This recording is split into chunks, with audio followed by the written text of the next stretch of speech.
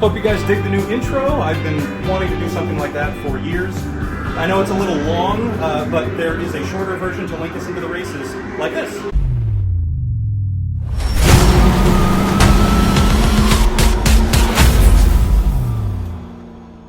It's going to be a wild night, and we're just getting things started. The red eye's in the books. January Family Fun Night has come and gone. The World Series is history. And now we get to our bread and butter for the rest of the season. Regular season points races from here on out. All kinds of great events littering the schedule, including next week's Catch the Wave Pro Late Model 60. Well, let's go pro truck racing. The Ashley Holmes Jacks Pro Trucks division lined up behind last year's champion George Gorham Jr. as they come off turn number 4. The green flag is out for our first heat race. Nolan Mesa, the 28, making George really have to dive into turn number 1. Those two still side by side, but give the advantage now to George Gorham Jr. down the back straightaway, last year's champion to the front.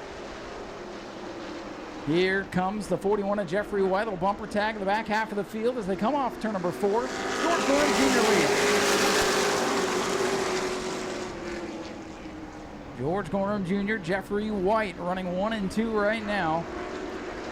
Single file all the way back to 5th is Grayson Greaves. That's white and green 05 truck inside of the Brook Ollie number 9. Ollie on the outside going backwards as Gorham the 3rd gets by, and here's battle for 2nd heating up now as Nolan Mason 28 truck works down on the inside groove. Jeffrey White working the high side. Nolan Mesa down on the bottom as to fall back in line in the 3rd spot. 4th is Gamache in the 85. 5th for Grayson Greaves in the 05, and then watch that 10 machine. George Gorham the 3rd out of the back of the field. And his first Ashley Holmes Jacks truck start out here on the high banks of New Smyrna. 3 laps in the books. It's all George Gorham as he begins to pull away down the back straightaway. It all depends on the invert tonight. If the invert is 0, Gorham could start the feature on the pole. That might be bad news for the rest of the field. If there's an invert, he'll work his way from about mid-pack more or less. Battle for 5th heating up. George Gorham the 3rd all the way to the bottom of the racetrack. Hooks the apron but drifts up in the apex of the corner. Has to fall back in line as George Gorham Jr., last year's champion, the black M5, coming off of corner 4. And he'll put lap 5 up on the scoreboard. 5 laps complete for the M5 in heat number 1 of 2 for the Ashley Holmes Jacks Pro Truck Division.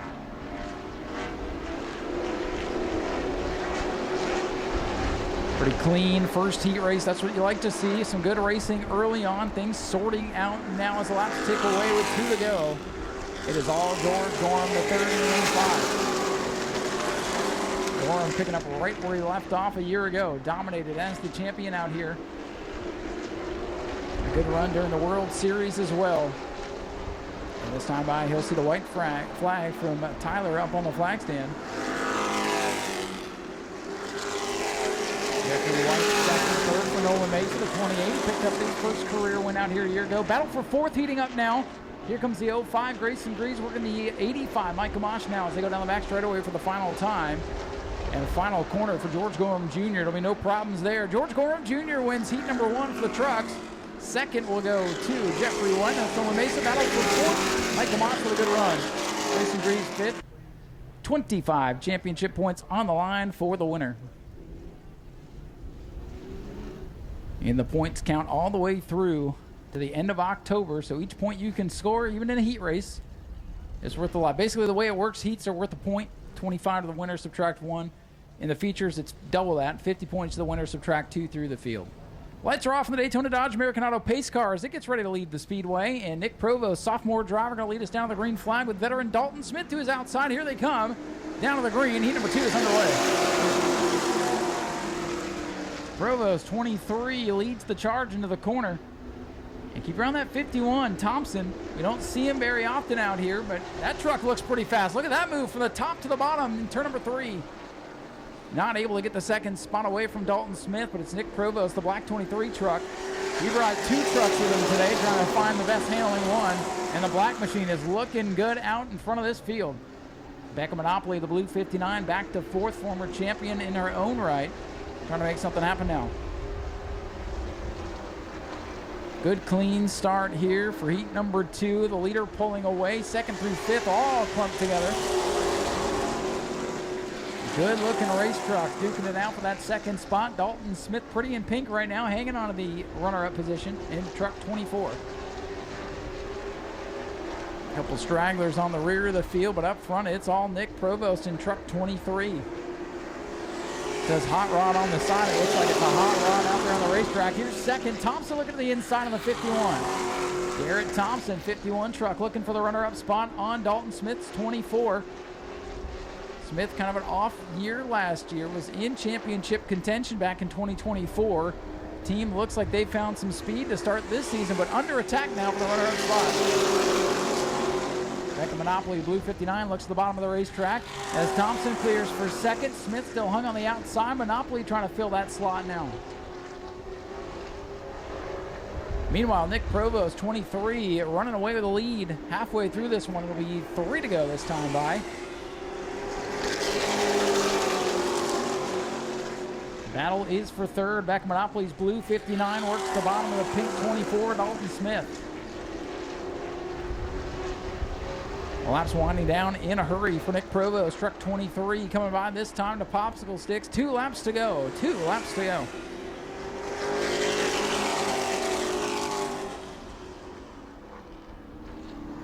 Back at Monopoly trying to get up there and take the second spot away from the 51 of Garrett Thompson. Thompson having his best run out here on the high banks. Coming to the white flag this time. Battle is going to be in the mirror. Nick Provost, 23 truck. White flag, 1 lap to go. Provost ahead by quite a margin right now. Second spot up for grabs between Becca Monopoly and Garrett Thompson. Final couple of corners. I believe this will be heat race win number 1 for Nick Provost in truck 23. Good start to the season. Nick Provost takes the win. Thompson will come home second. Monopoly is third. It's Dalton Smith and Timmy Todd, the former sportsman champion, rounding out the top 5. Bradley Hott, the rookie in the 09, going to come home in 6th.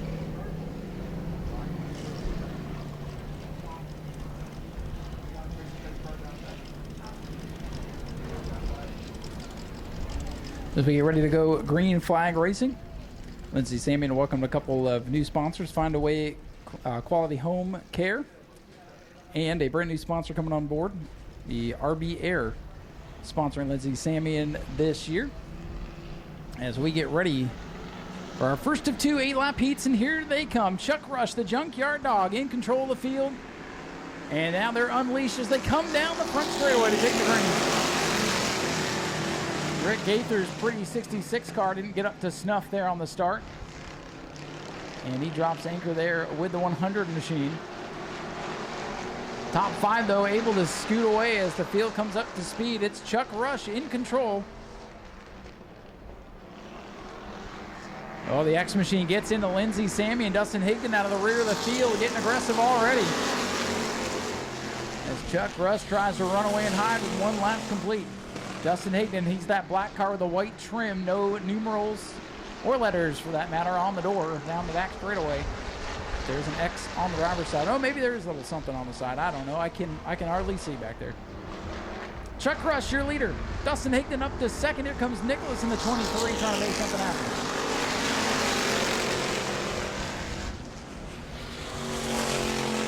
Battle for the third spot, the 23. Tim Nicholas trying to take it away from Lindsay Samian, the former Rookie of the Year.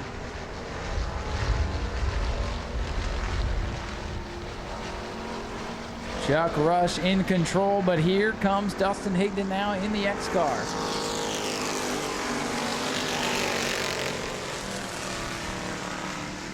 Higdon, oh boy, had it swap ends with him in turn number 1. Almost lost that machine, but hangs on to it. Well, he saw an opening down at the bottom of the racetrack and about through his race, and maybe even Chuck Rush is away. Now he's going to look to the high side. Now side by side for third in their mirror. It's Nicholas on the bottom, Sammy and 04 on the outside. Whoa, Chase Simon's way high in turn number 4 behind them. A lot going on with 4 laps complete. New leader in turn number 1, it's Dustin Higdon. The X-Car slides by the Chuck Rush machine.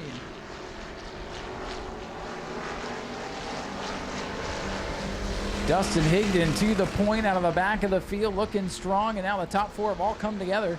Chuck Rush's machine starting to drop anchor just a bit as Higdon pulls away. Chase Simon's 14 car off the pace.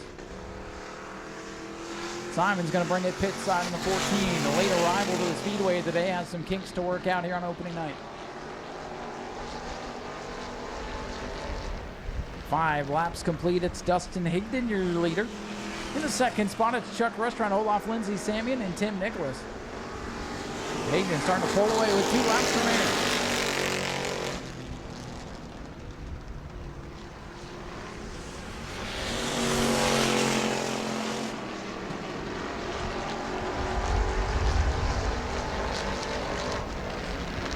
Laps are winding down here for the Bomber Bees. They will see the white flag this time by. Ryan Woodman's 100 comes by, trying to hang on to the lead lap here. Okay, Simon's trying to make it back out here, I believe, to finish this one off. Maybe shake that thing down, make sure everything's good to go. Higdon in control. A pretty good gap here down the back straightaway for the final time as the X rolls through turns 3 and off of corner number 4. Dustin Higdon in the X car. No problems there. He will take down the heat race win. Chuck Rush comes home second. Lindsey Samian third. Tim Nichols fourth. And back in fifth, the 66, Rick Gaither. Going to bring that beautiful machine home in the 6th spot as Simon brings it back to the pit. Solid field of Bomber Bees here for action today. Their 20-lap feature will be the second one on the grid.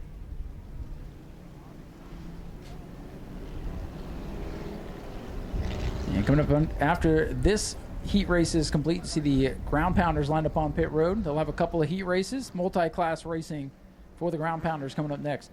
But for now, it is Don Brayton in the 88, Randy Straley in the 24, getting ready to lead us to the green flag. 8 laps, heat number 2. Look at Tony Bromley creeping up to the outside of the back of the field, trying to catch him sleeping, but that wall's going to narrow up. And I don't know, they're 4 wide. They don't know everybody's there. Whoa, hang on, Mike Gamache. Little agricultural racing, and Tony Bromley's up to 3rd. Whoa, Brayton is sideways. Who's leading? It's the 77 of Masters as they gather it up off turn number 2.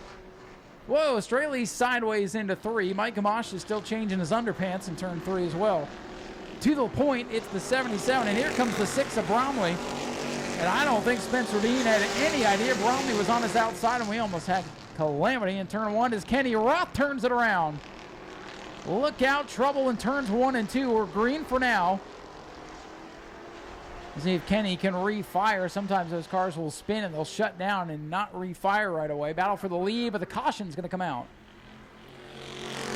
Caution is out as the 80 gets going, but you can see if they were still full bore, and well, they're still kind of full bore. That could have been dangerous. Now those donuts look like part of the Billy Lane festivities that we had out here. They forgot that our chew zone is going to be needed the next week.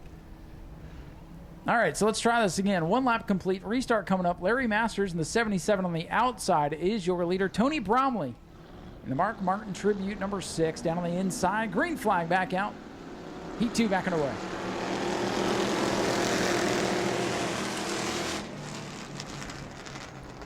Tony Bromley from the rear of the field going to try to take the lead away now from Larry Masters. They're still side by side down the back straightaway. Bromley 6, Masters 77. Straley now a distant 3rd in the 24. Oh, Bluey and Bingo hanging on to 4th position with Kenny Roth, who went for the spin, still in the top 5. Bromley leads now with 2 complete. Roth up a couple of spots after the spin.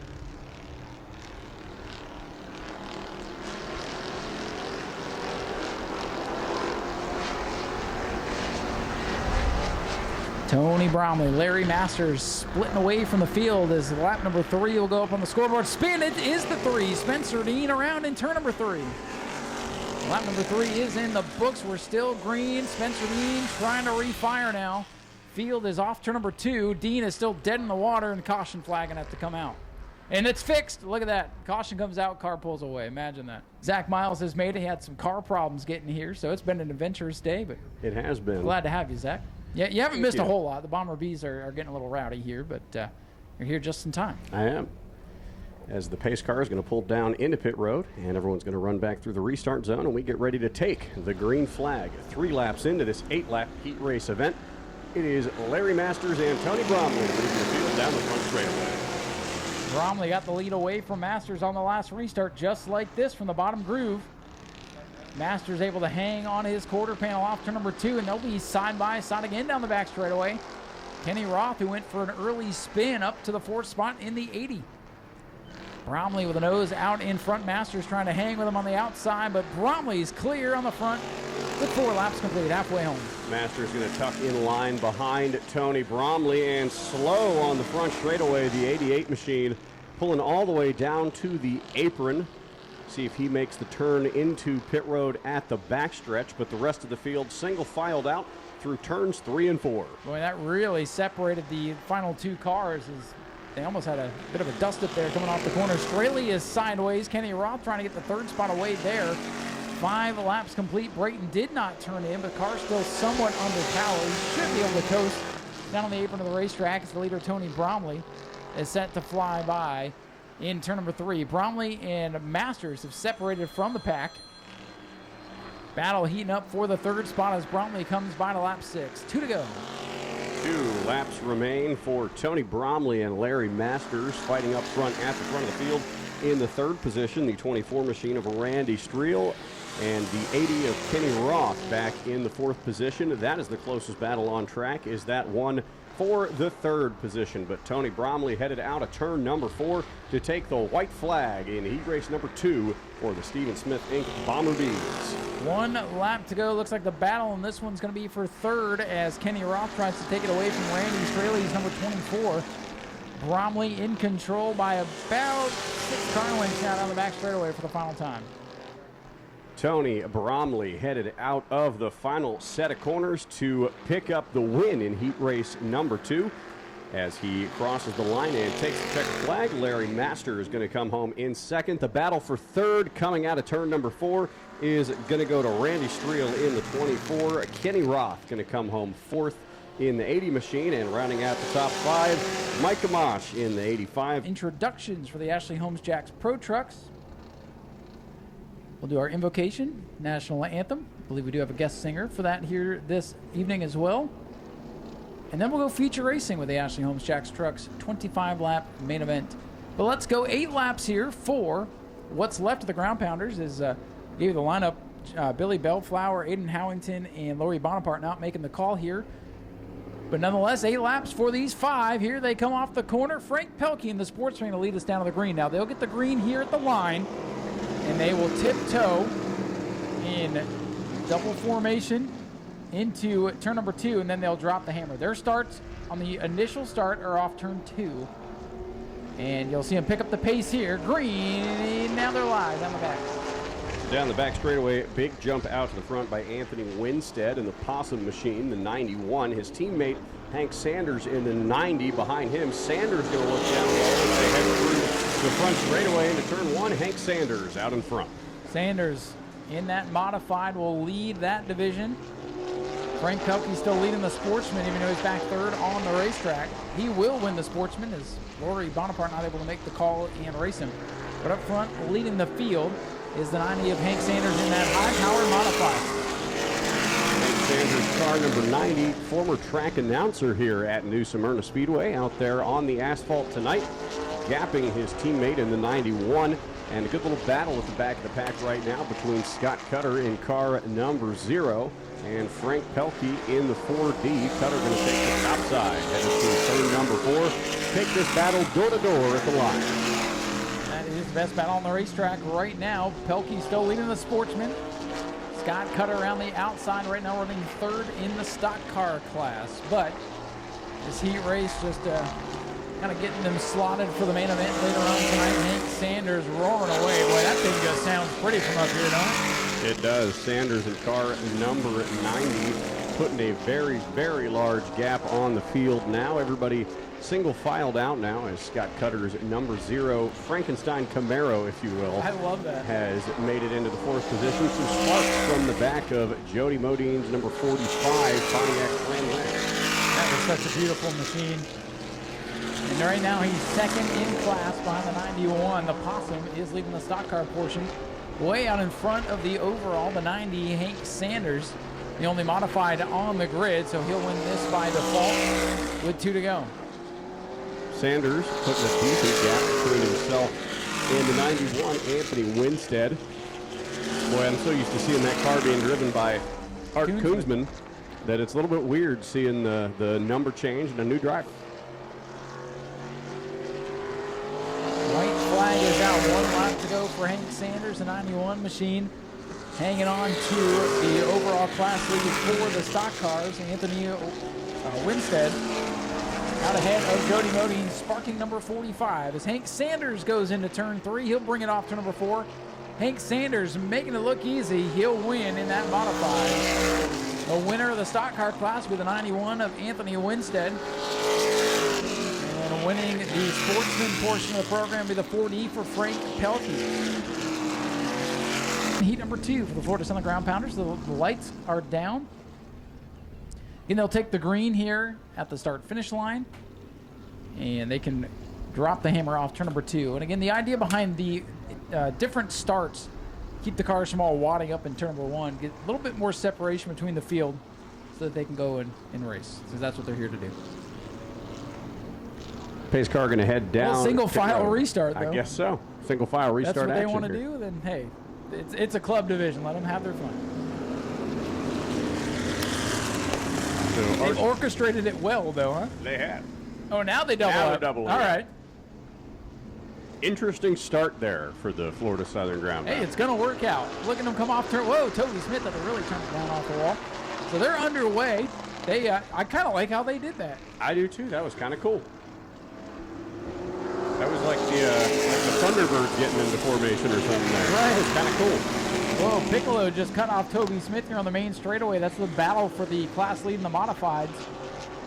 Piccolo 56 throwing the block on Toby Smith all the way around the track right now. Scott Phobes in the 2 slow down the front straightaway as leader Art Koonsman going to pick him off here in just a minute and put him a lap down. Piccolo and Toby Smith still duking it out for the top spot in the modified division. Now Toby Smith's yellow car will take the lead. Leading the stock cars right now is the black number 9 for Art Koonsman. Leading the sportsman division is the 9 of Eric Sauer. Eric Sauer, car number 9. Again, we know that looks like a modified, but it is in fact a sportsman At least car. that's what we've been told That is what we've been told. So he in is the past seasons. He is leading that class as Koonsman now going to put a lap down on the M19. The mystery machine. That might be Blevins. Brandon Blevins. Oh, Already, Billy Bellflower, I guess. He was supposed to be in heat number 1. That's Oh. okay. we It's know all the good. answer now. We'll go with it. Yes, we will. If we're wrong, we'll fix it in post. We'll have Speedway video edited out. So battle on track right now between Colin Smith in the 111 and the 61 machine of Eddie Freeman. Freeman had a handful there in turn number 3. Freeman pulling up alongside Hand Smith. out the window, too. Boy, he's really in a battle here with the Colin Smith 111 car. Your leader, Art Koonsman in the 9, still showing the way. He's got a straightaway on Eric Sauer's sportsman modified. And then Toby Smith leading the modified division. So your 3 class leaders are running 1, 2, 3 on the Speedway. 9, 9, and 18. So double up to 9 to get 18. It's all working out perfectly. Art Koonsman in car number 9, the defending champion of this division, going to take the white flag this time by. Whoa, look at Eddie Freeman. Big move on the back straightaway in traffic here. And Colin Smith is shut. I don't know what's going on in the back straightaway. Everybody's going about 2 miles an hour. Here no comes the idea leader. what's Colin Smith going has a on. problem. That's the problem. The white flag is out, and Art Koonsman's going to bring the black 9 to the checkers. Koonsman wins it for the stock cars. Sauer wins it for the sportsmen. And Toby Smith wins it for the modifieds as Colin Smith leads the parade of retiring machines down pit road. That was a crazy. weird little finish there at the end of that one. But everybody makes it back around, and that's what matters the most. Again, your winner in the modifieds, the 18 of Toby Smith. The sportsman cars goes to the 9 of Eric Sauer. Zechariah has shown some interest in calling a few races, so if he's not racing on those nights when you're not here, I might invite him up to keep your microphone Wouldn't be warm. bad. Keep a Zach in the booth, if you will. That's right. Just keep it easy. I won't have to reset my brain or anything, and he does a good job on iRacing, so we'll keep things moving. And happy for you. The whole idea of getting you in here was to get your foot in the door of the business, and here you are taking leaps and bounds. But let's see what's going to happen here with the Bomber A heat number 1. 8 laps the distance. Watch the 24-second breakout rule. Green flag is out. couple of veterans on the front row with the former champion Brandon Monroe leading us into turn 1. Monroe going to get a huge jump down, dive down to the inside lane in front of Stephen Brown in the 88. The 24 of Tyler Vickery got a huge run there on the back straightaway. He's almost up to 4th after starting all the way at the back. Here comes Eddie Evans Jr. trying to put the pressure on Brown for 2nd. The Eagle, Eddie Evans Jr., the red 11, up to 3rd. Now the top 3 are subject to the breakout rule, and everybody's good that time by. So the top 3 cannot go under 24 seconds.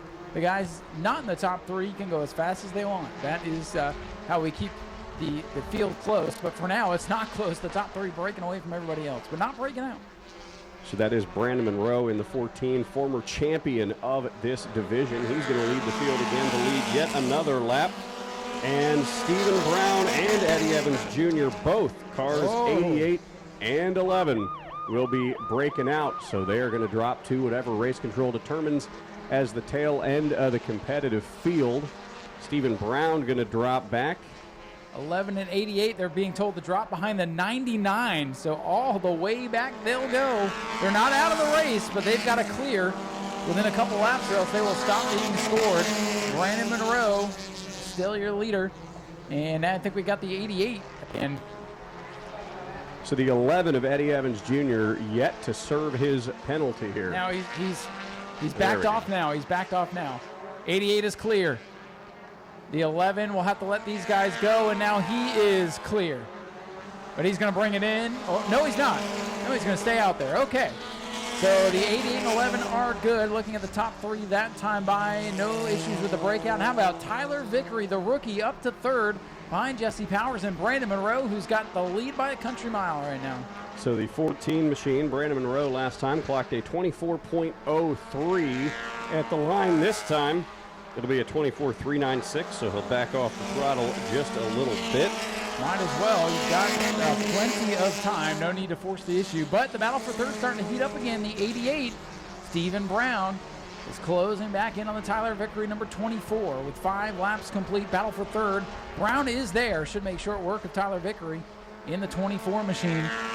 Brown and Vickery side by side as Monroe continues to lead with 2 to go. Whoa, 1 call, look out, the 99, gonna spin, turn 4, look out, Eddie Evans gets through.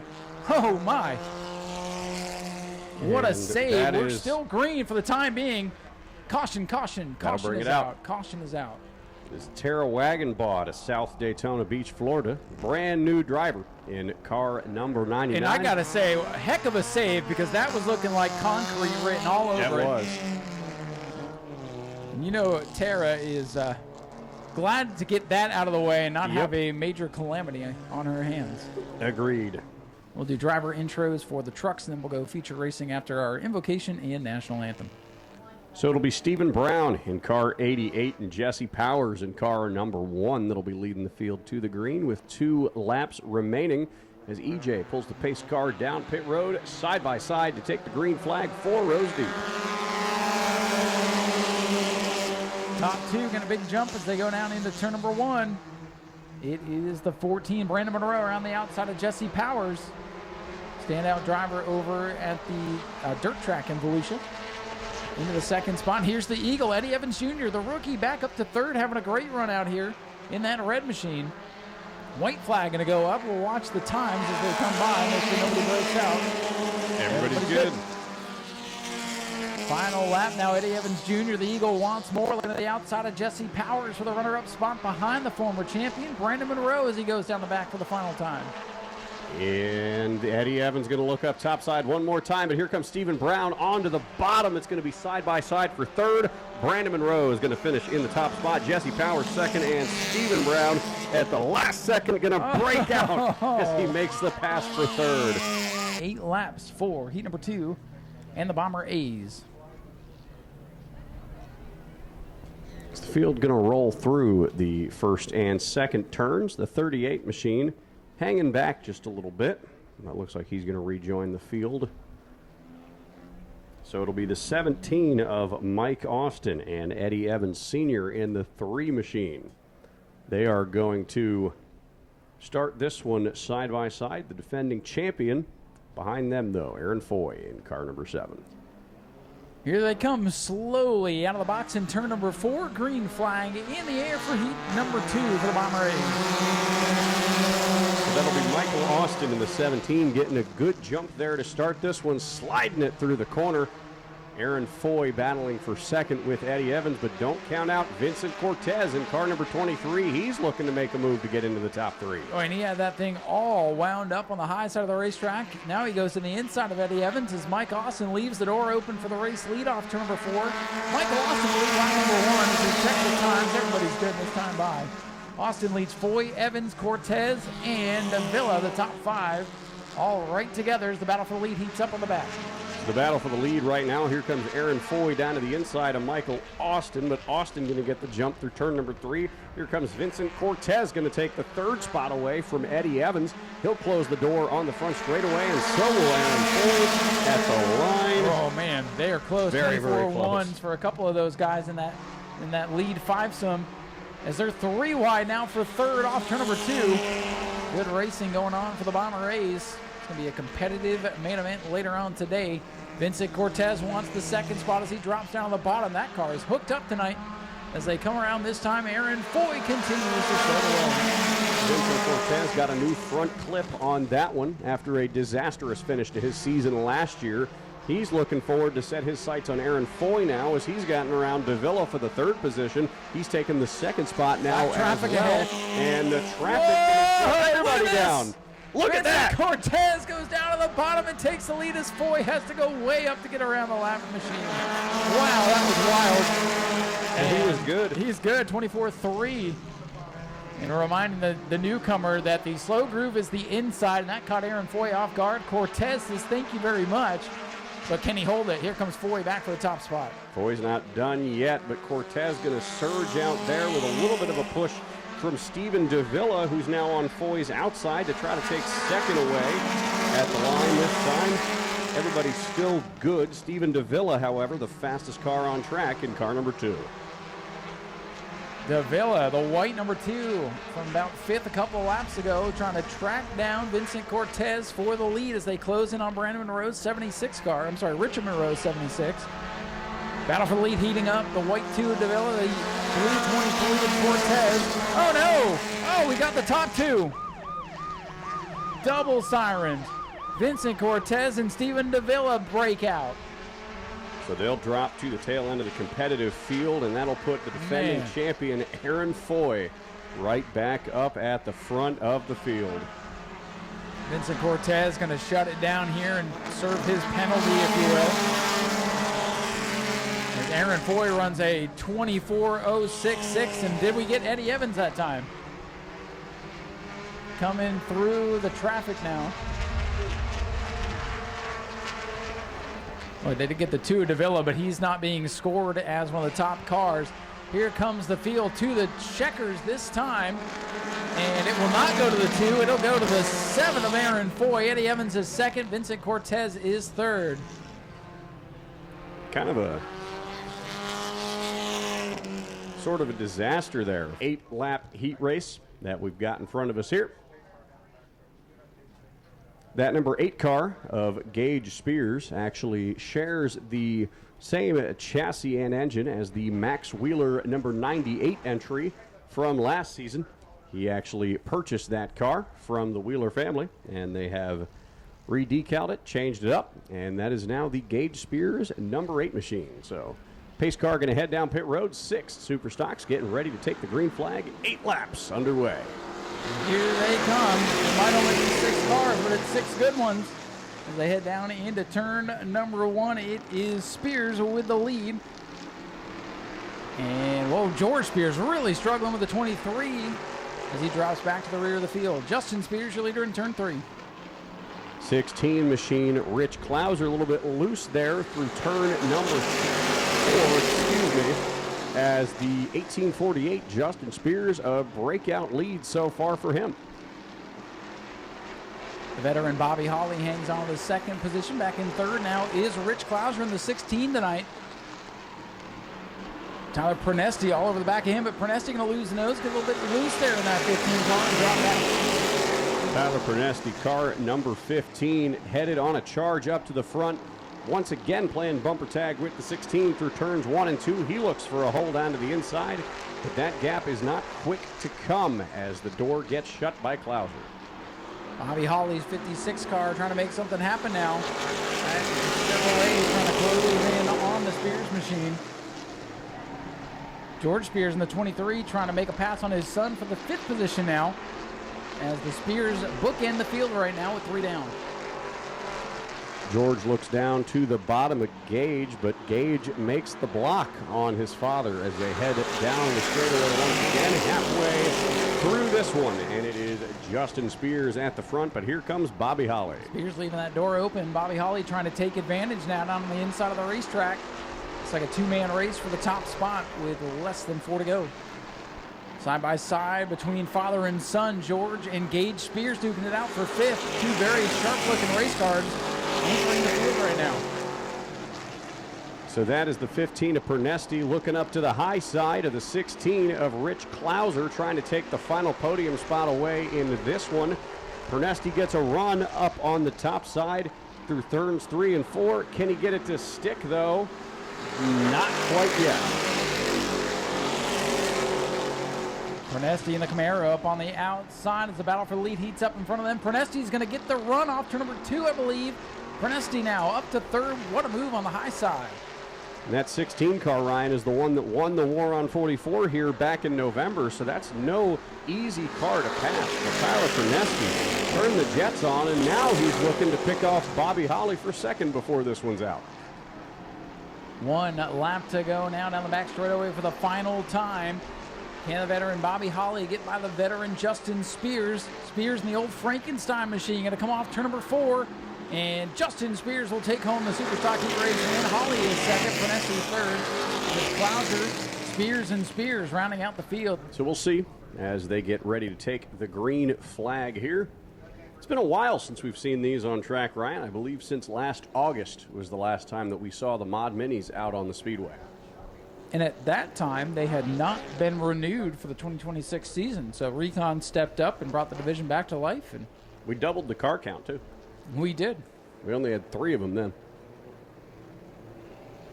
Here we go. 8 laps, final heat race of the day. Green is out. Immediately jumping up to the front is Brad Blanton in car number 17. He's going to dive down to the inside and take the lead away from Ben Hoff. And a 3-car battle right now between Winton Brote and the 14 machine. Clint Foley in the 14. Up to 3rd, not the original driver of that car. Making short work of things as he catches the former Shane Satoris number 19 of Ben Hoff. And he's going to get around Hoff in turn number 1 and take 2nd spot away. Now he's looking to take down the former champion and current leader, Brad Blanton, in car 17. Clint Foley in the 14. Substitute driver role for him tonight. He is flying right now as he tries to reel in the 17 of Brad Blanton. The 2 complete, Brad Blanton leads it. Ernie Winton, the 95. Basically looks like a late model. It does. I thought it was when it rolled out, and I was like, we're not running late models tonight. It's just those little teeny tiny tires that give it away. But some of these cars with the outlaw style bodies on them, it's kind of wide open what you can do with the body. Just try to make them go as fast as you can with 4 cylinders. So Brad Blanton continuing to lead right now.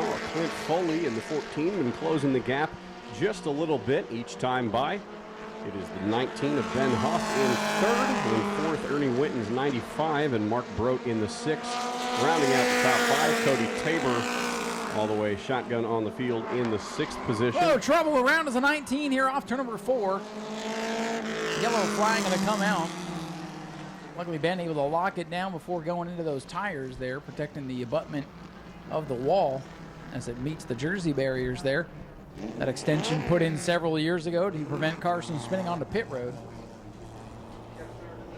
Clint Foley, by the way, that last time by 2.5 tenths faster than Brad Blanton. With him being lined up now with the 17 for this restart with 4 to go, it's going to be close. Pretty interesting, I think. 4 to go here in our final heat race of the night. 4 laps to go in our Mod Mini heat race. Brad Blanton leading, Clint Foley, and now with those two side by side, I think it's going to get pretty interesting.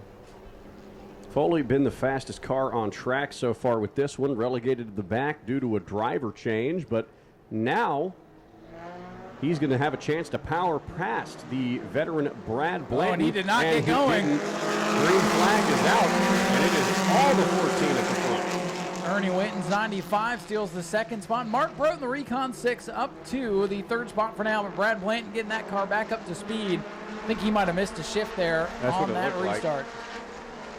Luckily, didn't wad up the field behind him. And how about Clint Foley out of the back of the field? Did not expect to be driving this car until just a little while ago. And now he leads the race. Brad Blanton going to try to claw back into the second spot if he can get by Ernie Winton's car. Blanton's got the run on the inside. So Brad Blanton coming back to second, but Clint Foley is gone at the front of the field. The 14 of Clint Foley's got 2 more trips, 1 full mile left to go around this speedway as he looks to take home the heat race. We'll see if Brad Blanton can make up any of that ground, but he is much, much slower on the time side than Clint Foley. Foley's car is loose, though. That car dancing around. Watch the back end of that thing. It looks a little unstable, but it is quick, no doubt about that, as it comes down to the white flag. 1 lap to go. Foley, Blanton, and Winton, your top 3. One more time around this track for the 14 of Clint Foley. Coming all the way from the back due to the driver change, and a good little battle heating up for third between Ernie Winton and Mark Brote. Whoa, Ben Huff way up the racetrack in turn 2, keeps it off the wall. Checkers are out for Clint Foley in the 14. Second will go to Brad Blanton in the battle for third here at the line. Ernie Winton is going to hang on. Mark Brote fourth. Ben Huff in the 19, the 4 machine. Cody Tabor going to round out your field. And the qualifying action is now officially in the books. And here's a good one to talk to first. Driver of the number 100 Bomber B machine. It is Cheyenne Woodman, brand new driver out here at the new Smyrna Speedway. Cheyenne, it is good to have you here in a race car. Thank you. So your first time out here at the new Smyrna Speedway running a brand new Bomber B machine. What are your expectations for this upcoming season? What are your goals coming into this season? Hope to win some races and maybe get a championship soon. That wouldn't be a bad thing, would it? Nah. Anybody you want to thank for getting out here tonight and getting a car ready for you? Yeah, I'd like to thank Sauceman Plumbing, Four Towns Moose, Chris Larson, Paradigm Pools, and Mike's Discount Tires. Well, best of luck to you, Cheyenne. Fantastic to see new drivers joining the ranks here at the new Smyrna Speedway. How about this? Hashtag not a Crown Vic. So we're here with Kenny Roth. You're out here in the old Rustless, and you chose not to have a Crown Vic. Why is that? Why follow the trend when you can have an actual looking race car instead of what do they look like? To me, the turtle is what I call them. So They look like turtles. Yes. All right. Well, your car looked pretty good. You went for a spin. Looks like you got the tires heated up pretty good and came up for fourth. yeah, I mean, I always said I need to spin it out to figure out where the edge is, and we'll see what we can do to in the feature. What's it going to take in the feature to beat those Crown Vics? I mean, I can't say what I really want to say, but a lot of gumption, push the gas pedal down and don't use the brakes. All right. Well, we'll be watching you. Good luck out there and good run in the heat. All right, man. I appreciate it. And thank you to Steven Smith Incorporated for sponsoring my car and the Bomber Division. And make sure you guys stay around for the Bomber Divisions and the whole night. It's going to be a great race. So thanks for coming out. Kenny Roth, driver of the number 80. Good luck. Car, not a Crown Vic. The man in the Super Stocks who's got a new car of his own here, Gage Spears, driver of car number 8. Gage, it's a looking car here. A great paint job on this one. Congrats on the new ride in the series. Thank you, sir. This is the same car. We just got it re-lettered, repainted. We didn't like the old gray, so we figured let's throw a paint scheme on it. Did Mr. Dan Fry come do it. I want to thank him. He's the one that made it look as good as it looks. I want to thank Justin for getting the paint laid down on it, getting it laid down nice and smooth. I want to thank Port Orange Machine, Spears Brothers Racing, Finney Racing, my mom and dad, Bill and Renee, Eve and Petra, everybody that helps me. I want to thank all these fans out here. I want to thank Ryan, you, Tom with Speedway Video. So coming into this season, you were running the Truck Series last year. This time, you're racing your uncle and your dad almost every single time you're on the track. Does there any sort of factor that comes into that when you know you're running against your own family? And if it were to come down to a race win, would you ever consider, anything extreme? It just depends on what they do to me that race. I had to ask you that while your dad was standing right there. He might just get the bumper one day. Well, best of luck to you, Gage. Congrats on the new car, and best of luck to you throughout the season. Here's a driver who had a fantastic first season last year in the Truck Series as he looks to continue his career on, signing some autographs for some young race fans here. It's Grayson Graves in the number 05 truck. Grayson, you had a fantastic season last year, third in the points, Rookie of the Year. Coming into year 2, sophomore season in the Truck Series, how are you looking to build upon your career, and what's it going to take to get win number 1?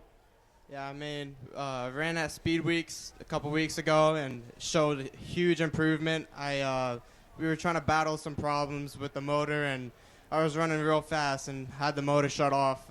Problems both nights, but we made the best of it. And going on through the season, we can tell that the truck is running real fast, and we'll just, looking forward, just try and do our best and learn as much as possible again, and hopefully we can shoot for the championship. Well, I'll tell you what, third in points your rookie year is definitely something to be proud of. And moving on into this season, fantastic looking truck. It's looking fast, look great in the heat races. Anyone you want to thank for helping you get it to this point? Yeah, I'd like to thank my mom, my dad, my sister for coming out every single race that we can. George Gorham, he's always helping us no matter what. I'd like to thank some sponsors, Harbor Home Builders, always sticking there for us from the beginning. GFLA Construction Services, Precision Wraps and Tint, Optima Batteries, Sod Guys, Just Counters, Kia of Port Charlotte, Custom Lawn Service. There's a couple left. Can't really think of them off the top of my head, but thank you for everybody supporting me. Well, best of luck to you, Grayson. Hopefully picking up win number 1 for Grayson Graves in car number 05. Look for him later tonight in the Ashley Holmes Jack's Trucks portion of the event. Just a couple of minutes before we get ready to go, we'll talk to a driver who made a bonsai move to get the lead there toward the end of that Bomber A race. Breakout driver from last season, Vincent Cortez, driver the number 23. New front clip on this thing, and obviously a brave driving style there for you. What are your expectations coming into this season with the first points race of the year? Win it all in the championship. That sounds like a pretty good thing to do, huh? Yeah, it was off to a pretty good start.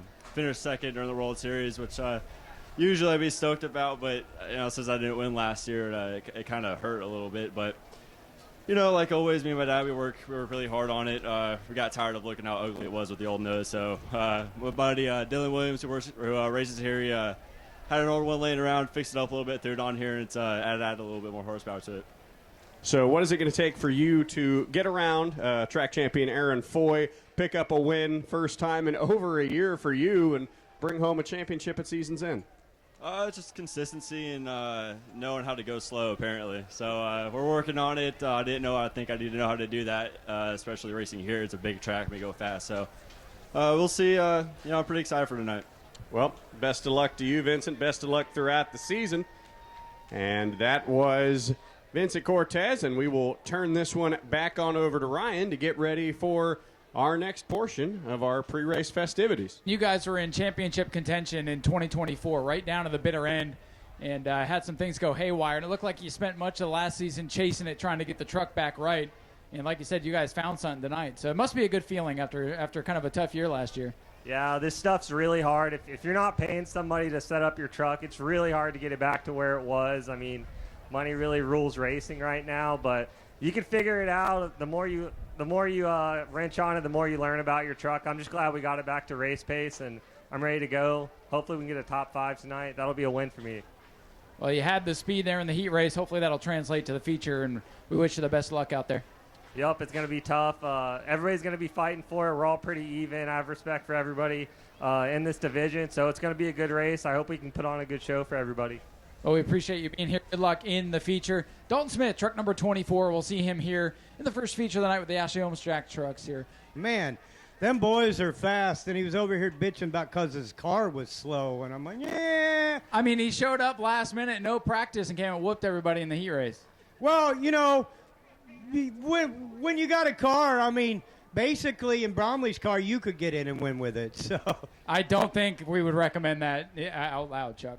No, truthfully, Bromley's a hell of a wheel, man. I'm telling you what, we love the Bromley family, Dustin. The good thing about the Bomber B class is it's a good group of guys. We all respect each other. We all help each other.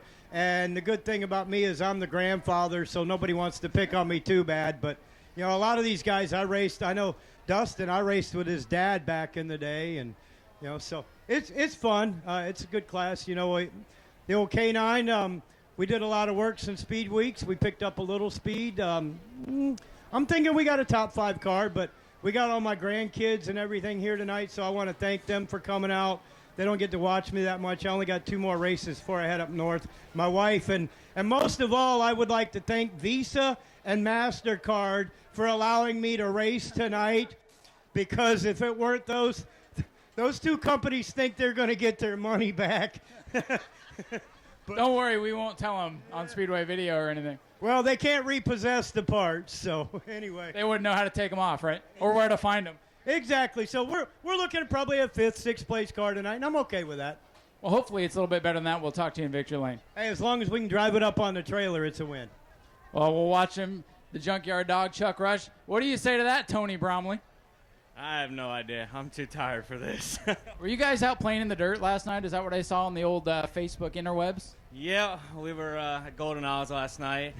We started 14th, got sent to the rear twice, and ended up in a 3rd place finish, so I don't know how we did that. But woke up next morning, drove to the house, swapped the car out, and now we're here. Trying to collect some hardware for somebody. Well, we're glad to have you, and we saw you pull in with no practice, and you went out and made it look easy in the heat race. So good luck in the feature. Thank you very much. Tony Bromley, number 6. We'll see what he's got here. 3, 2, 1, go! And they're off.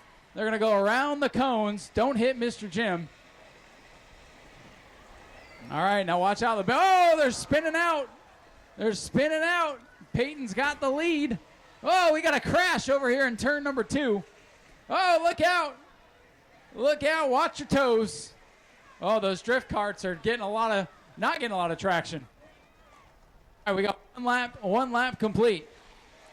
Oh, your leader goes around in turn 2 again. Here comes the Hot Wheels machine to the lead. 1 lap to go. 1 lap to go. Come on, bring it back around. 1 lap to go. Peyton's trying to come back. Final lap. Your leader right now is the Hot Wheels machine. Watch out. We got a wreck in turn 1 and 2. Your leader in the Hot Wheels machine. Final set of corners coming to the checkered flag in the Hot Wheels machine. Checkered flag is out. Number 68 is the winner. Here come the rest of them. We got a battle for second. It's a photo finish. Checkered flag is out on this one. It was almost as good as the Demolition Derby. Uh-oh. We're doing burnouts here. Here's our winner down here in the Hot Wheels machine. Let's sneak in and do a quick interview. Boy, that was exciting. That might be the race of the night. Trucks, you have your work cut out for you now. Young man, what's your name? Vince. Did you have fun out there? Yeah. You just won here at the new Smyrna Speedway. How does that feel? Good. Well, you drove a great race. I was expecting to see some Hot Wheels cars come out of there, but you did a great job. Congratulations. Thank you. Would you like a free snow cone? Yes, please. All right. Was it Vince? Is that your name? Vince, make some noise for Vince, our Power Wheel winner down here.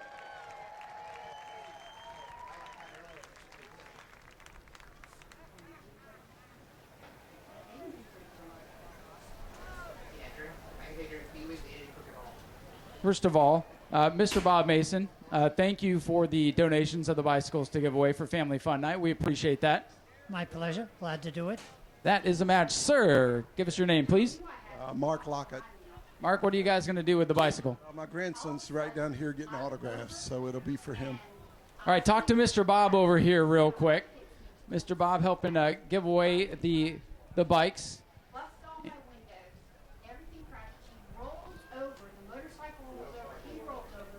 This is no shit. I slammed on brake. I watched him hit the ground, and I was like stunned, but my windows were all broken. I heard it think, wow, man, what a rush. I thought. So drivers, if you're by your cars when we call your name, make sure you wave to the crowd. By the time we're done with that, we should have things pretty well cleared out, and we'll roll into our opening ceremonies. Getting a picture here with our bicycle winner, but here is your scheduled starting lineup for our Ashley Holmes Jack's Pro Truck main event. Real quick before we get going with opening ceremonies, this lovely lady down here with me celebrating her birthday here today. Can you give a nice happy birthday round of applause for Tiffany Green? She's going to sing our national anthem here in just a little bit, but it's her birthday tonight. She's spending it with us here at the Speedway. So, Tiffany, thanks for spending your birthday with us here at the track and singing the national anthem for us. And thank you for making her feel special as well. Well, ladies and gentlemen, at this time, I'm going to ask you to please rise, remove your hats if you are able. I'm going to turn things over to our Speedway chaplain for today if we don't get run over by the pace car. Mr. Gray Schofield to present our invocation today. Gray, take it away. Thank you, Ryan. If you would join me in prayer. Father, we thank you for the gift of freedom. First of all, for the freedom we have in Christ, Lord, being able to just trust in him as our Lord and Savior. Father, also the freedom we enjoy here in the United States of America, the greatest country in the world. Father, we pray for our troops, Lord, as they're abroad and in the war right now. We just pray that you would keep them all safe with our first responders, and we thank him. Father, we pray for a great competition tonight, Lord. It's a great night, and we pray for that great competition, and all that we would do would honor and glorify you. And we pray this in the holy and the precious name of Jesus. Amen. Thank you. Thank you, Gray. And now, to present the Singing of the Stars Spangled Banner, I'm going to turn it over to the lovely Tiffany Green.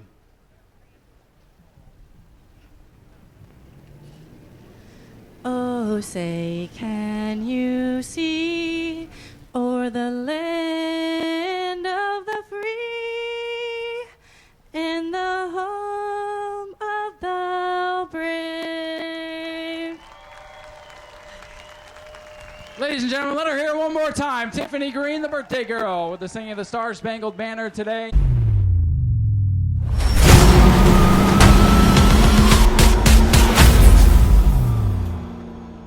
Are we set? All right, I've been given the thumbs up. All right, Addison and Adeline, here we go. We're going to count it down. 3, 2, 1. Here we go. 3, 2, 1.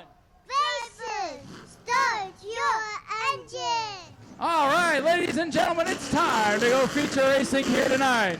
Let's send off the field in style here tonight as they get ready to do battle. As we wave them by, they will pull away with the missing man formation. This is in memory of a good friend of ours, Mr. Bobby Deal, who is very, very instrumental in pro truck racing and other racing throughout the state of Florida. So as you see, the pole position has been left open as we remember our good friend Bobby Deal, who passed away just a couple of days ago. Missing man formation at the front. We also remember another good friend of ours, Jimmy Crow Sr., who drove the number 89 Bruce King Chevy sponsor machine for many, many years. He's also passed away. So tonight's missing man formation in honor of Bobby Deal and Jimmy Crow.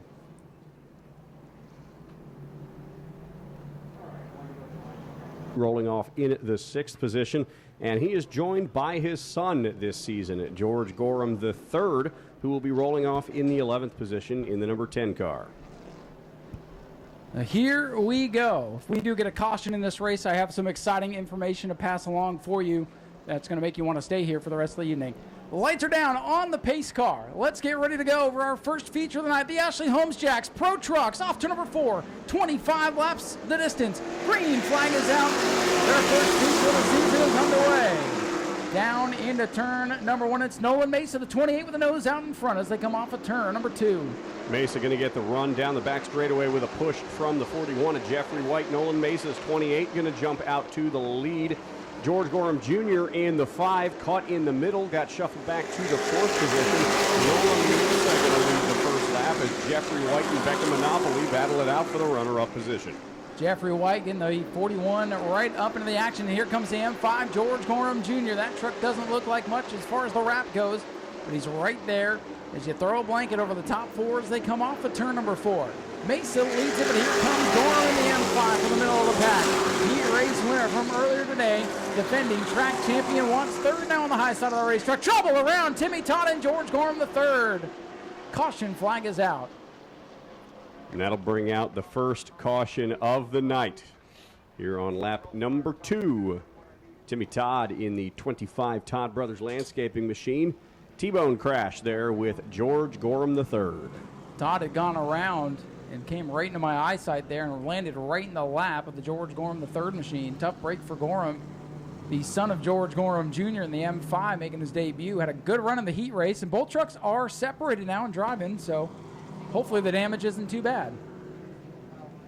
We'll see. Everybody's out driving away now already. That is the truck that Gorham Jr. finished out the season last year in, picked up a couple wins and won the championship in it. So. Yeah, and he was not lying when he said that's his son's truck, and he's just, you know, the M5 was getting repaired, and he took it out and finished up the championship season. So Bradley Hott going to get pushed back to a safer position on pit road as Gorham III's night appears to be over. The 51 car, that is Garrett Thompson, and behind them Mike Mosh and Dalton Smith in the 24.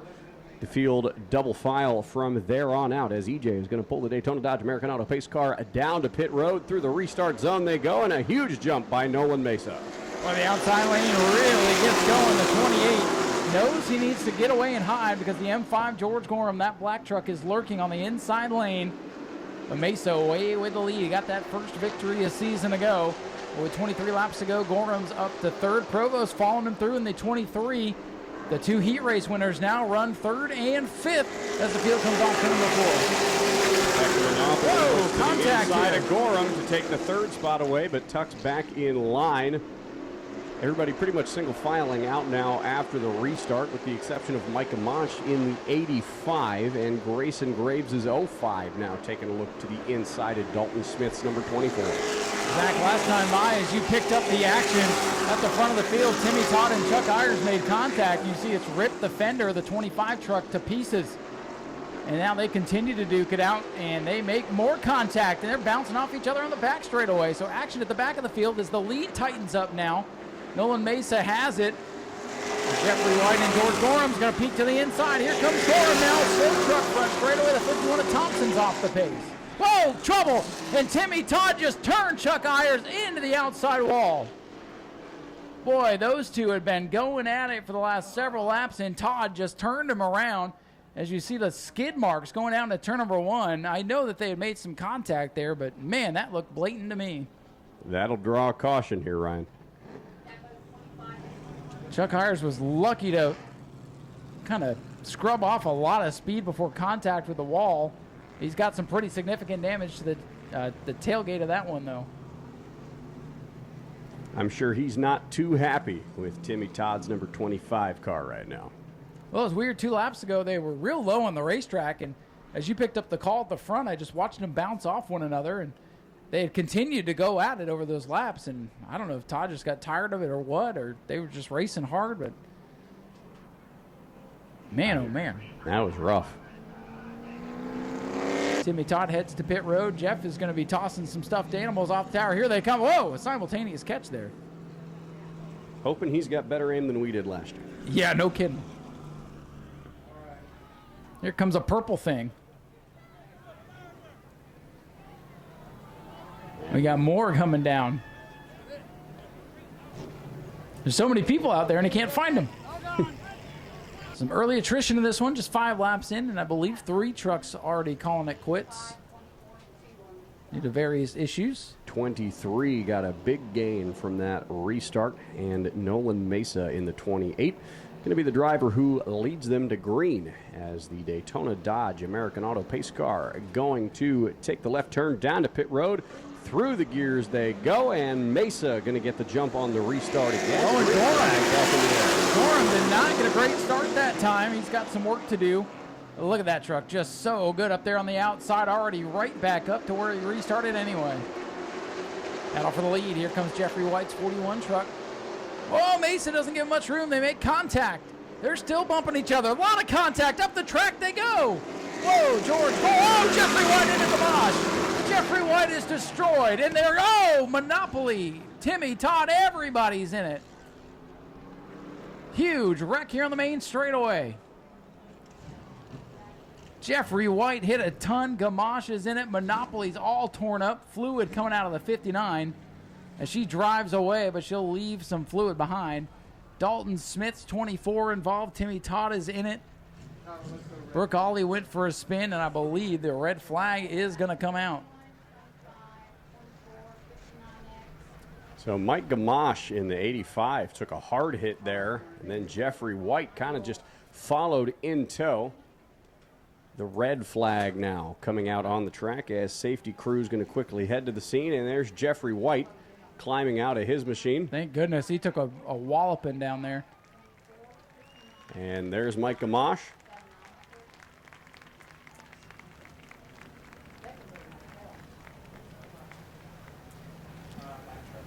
Two or three different things going on at once there. And we got one spun down in turn number 1. We got cars and trucks littered here on the front straightaway. A massive incident here. And that all started in turn 3 when there was contact going for the race lead, and it just continued. And look at the damage on the 59 exit Becca Monopoly. That is the whole front ripped off of that thing. All right, Dan, 9's going to come count. Yeah, because we're gonna need hooks on both of those anyway, so. Now you could We're gonna do this.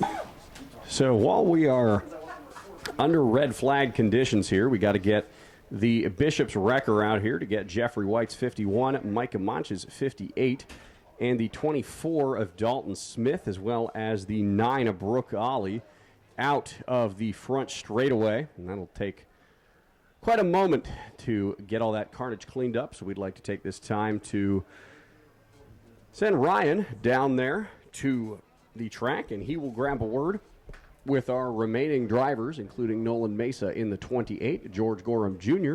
in the 5, the 23 of Nick Prevost, and the 05 of Grayson Graves, all going to grab a word with my co-anchor up here in the booth, Mr. Ryan Stevens. He is headed down on the track now, and we will hear from the remaining drivers in this one. So an interesting twist here. You're going to get an in-race interview.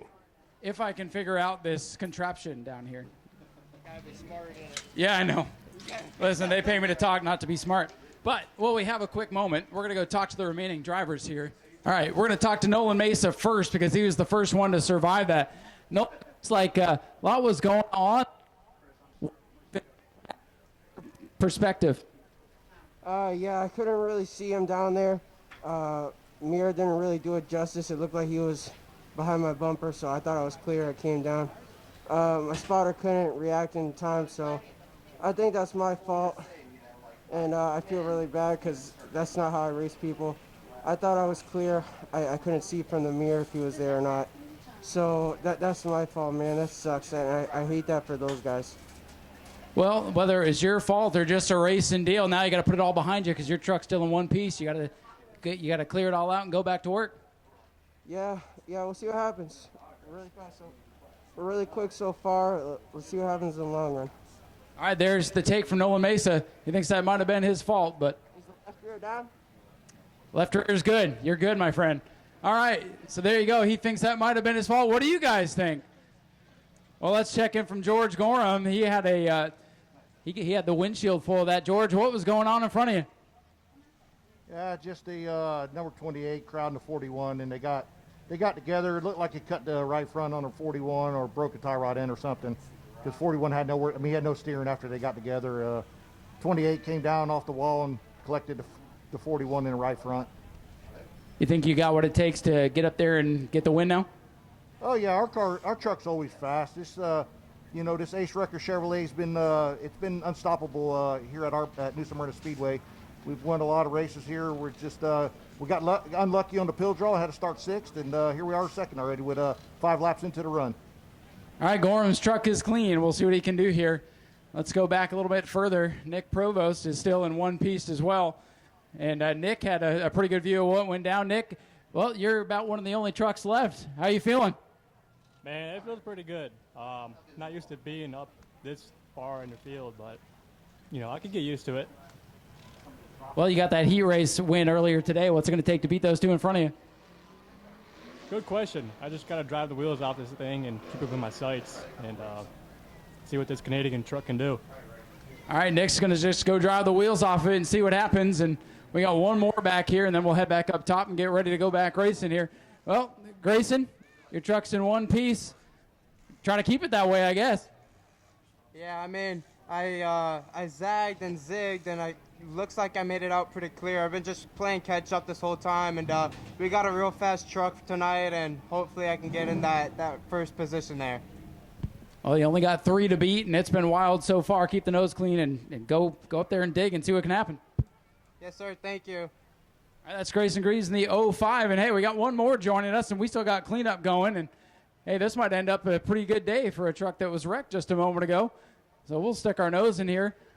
Well, Chuck, it's been a little bit of a rough day out here, and you've been through some stuff, but you just saw the big wreck happen. You can still get a top 5 out of all this. Well, we'll see what happens. I'm going to try to make it to the end.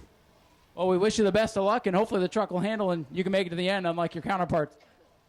I can't hardly hear you. I got my blower on. Let me turn my blower off. Say that again? Well, we're just saying good luck out there with what's left of the truck, and your truck's still running, unlike a lot of these guys, so you might still have a good finish nonetheless. Well, let's hope so. That's why I'm out here. Well, we appreciate you coming back out. We'll watch the 21. Hey, if you can get your truck to run, you might as well come back out. We'll send it back up topside to Zach, and we'll get ready to finish off this one as the rest of the field gets towed off. Jeffrey White, his truck getting towed off. The 85's up on the flatbed. Send it back up to Zach. Thank you, Ryan. As we finish up the cleanup here on the front straightaway, you can see Mike Manch's 85 and the 41 of Jeffrey White getting hauled away now by the flatbed and the wrecker charity that helps many here in the surrounding area of the New Smyrna Daytona Beach metropolitan area. So if you have a couple dollars to spare to the local track charity, the Heart to Heart Breast Cancer Foundation, whenever Aiden comes by with the pink boot, don't be afraid to throw a couple dollars in there. That money will all go towards those in the area who heavily need it to continue their treatments in the war against cancer. He is not afraid to make that bottom lane a lane and a half wide. We'll see what's going to happen here. This could be very important. We got 9 trucks left out on the field after the 15 that started. A couple of big dust-ups early. Let's see if they settle down here with 20 laps to go, and a very important restart now for Nolan Mason, the 28, as we're back on the way for the Ashley Holmes Jack's trucks down into turn number 1. There's some beating and banging. Gorham down on the inside. Will he get the advantage off the second corner now? Mesa's got a run down the back straightaway with help from the 23 car, but Gorham looking to get the run through the corners. Doesn't quite have the advantage yet. Mesa going to regroup, try again, headed into turn 1. Now he's going to pull the crossover. He's going to look to the bottom of Gorham. What a move. Now get almost door-to-door with him down the back straightaway. I think he shook off whatever demons he was fighting. Oh, and George Gorham makes him really tight on entrance in turn 3. Gorham away the lead down the M5 as they come around to complete lap number 7. Gorham with the lead for now, but the 28 of Nolan Mesa's got a fast truck as Gorham starts to put about a car length of a gap between himself and the 28 car. The top 4 cars continuing nose to tail through turns 3 and 4. Gorham comes around to take the lead on lap number 8. All the drivers that were able to return to the racetrack after the big wreck, all going to get top 10s to start the season. That's why Chuck Hires came back out chasing points. Every position is worth 2 points, and you never know, that could be the difference between a championship or a top 5 finish for the banquet, or top 10, you never know. All these drivers going to score something for their trouble here today, and we got a long way to go with 9 laps complete. And George Gorham Jr., the M5, he's beginning to pull away now, as we expected. Once he got into clean air, he's really starting to lay down the lap times. Mesa's second, and Provost having a great run on the 23, up into third, but he's got Grayson Greaves all over his tailgate now. Grayson Greaves going to look to the bottom of Provost in the 23, take it door-to-door through turn number 1. Caution out on the track. It's the 09 machine of Bradley Haught spinning around in between turns 3 and 4. One of the newcomers to the Ashley Holmes Jack's Pro Trucks division this year. He's gone around, didn't hit anything, but That will erase the big lead that Gorham opened up in that little 5-lap run, our longest green flag run of the day. 15 laps remaining for the Ashley Holmes Jacks Pro Trucks. Another good push from Provost in the 23. Have enough space to get around Gorham and then keep him at bay for the remaining 15 laps. Lights are down on the Daytona Dodge American Auto pace cars. It peels off the speedway. We get ready to go back green flag racing with 15 circuits to go. George Gorham Jr. leader on the outside, but it's the 28 who gets the jump. Gorham's Achilles heel tonight is the restart, but it only takes him a straightaway to get back up there. Nolan Mesa got the jump, but he does not have the advantage now. Oh, as they come together nearly. They're dead even down the back straightaway. Mesa aggressive on the 5 of Gorham, but Gorham's got the preferred groove coming off turn 4. Back out in front goes Gorham. Mesa putting the bumper to him in turn number 1, knocking him off the pace just a little bit, but Gorham used that to his advantage, and he's starting to pull away by half a truck length. Now a full truck length, almost 2 before they headed into the corners. Grayson Graves in the 05 was able to make it around Nick Provost to take the 3rd spot away. The field nose to tail as they complete lap number 12, just under halfway here, and George Gorham Jr. picking up right where he left off last season with a commanding lead here as they come to halfway. How about Grayson Greaves, the 05 truck up into the top 3 now, was able to leapfrog Nick Provost. And now the 51 of Thompson, who is on pit road, almost out of the race. He's up into the top 5, so opportunity knocks here for some of these truckers who got off to a tough start tonight. Gorham, though, starting to drive away once again. He does not want a green-white checker, though. No, absolutely not, because Nolan Mesa has shown that he has the speed to get out front on the restart. Grayson Graves in the 05 right now looking like the fastest truck on track. He looked for a moment down to the bottom to try to get around Nolan Mesa, but didn't end up making that move and instead tucked back in line behind. Coming to 10 laps to go for the defending track champion George Gorham Jr. in the number 5. Gorham leads it, Mason second, Greaves is third, and it's Provost and Thompson your top 5. Battle further back out of turn number 4. Bradley Hott 09 going to duke it out with Randy Coons number 2. That is for 8th on the field. Randy Kuhn in truck number 2 doing battle there, and he's going to lose that position to Bradley Hawk. 0.9. 9 laps to go is the number now for George Gorham Jr. at the front of the field.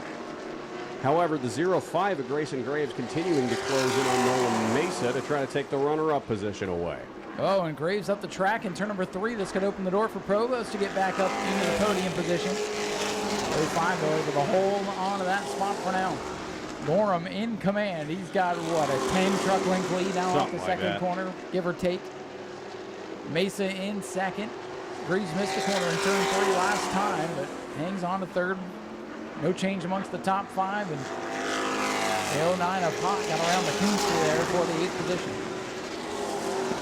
So it's George Gorham Jr. at the front of the field by almost half a straightaway over Nolan Mesa's number 28 machine. Grayson Graves falling back about a couple car lengths from the Mesa car. Nick Provost 23. And then, of course, the 51 of Garrett Thompson looked like the day was over for him. He shot his way back up into the top 5. And George Gorham going to come up on his first round of lap traffic here. It's going to be Randy Kuhn in the number 2 and the 09 of Bradley Hawk. Coming to 5 laps to go for the M5 machine. He will likely deal with this traffic. Then it should be smooth sailing. So if Gorham has no issues here, he's in the catbird seat to victory to pick up his first win of the regular season here at New Smyrna. A defending track champion looking to get right back where he left off a season ago. Pulls up on the Randy Kuhn number 2.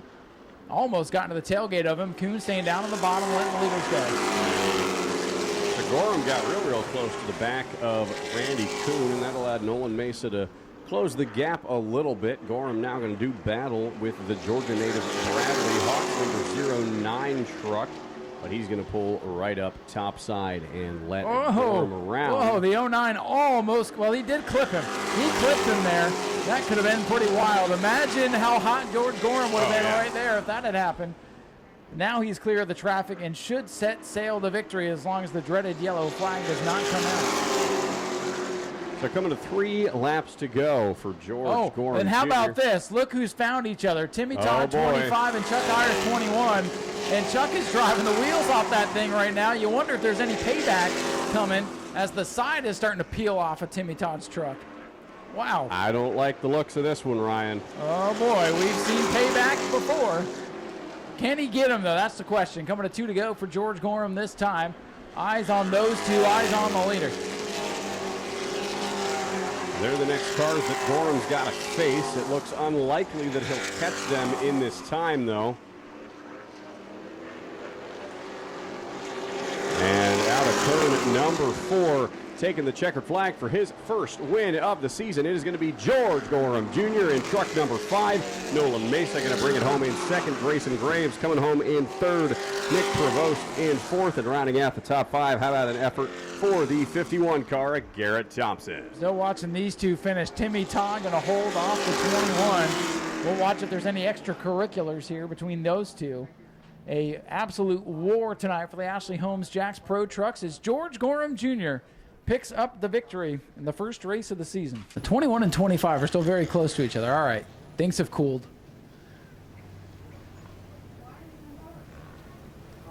And we'll send it down to Zach as he awaits George Gorham to exit the M5 machine. And there he is, new Smyrna Speedway, picking up right where he left off. It is George Gorham Jr. in the M5 machine.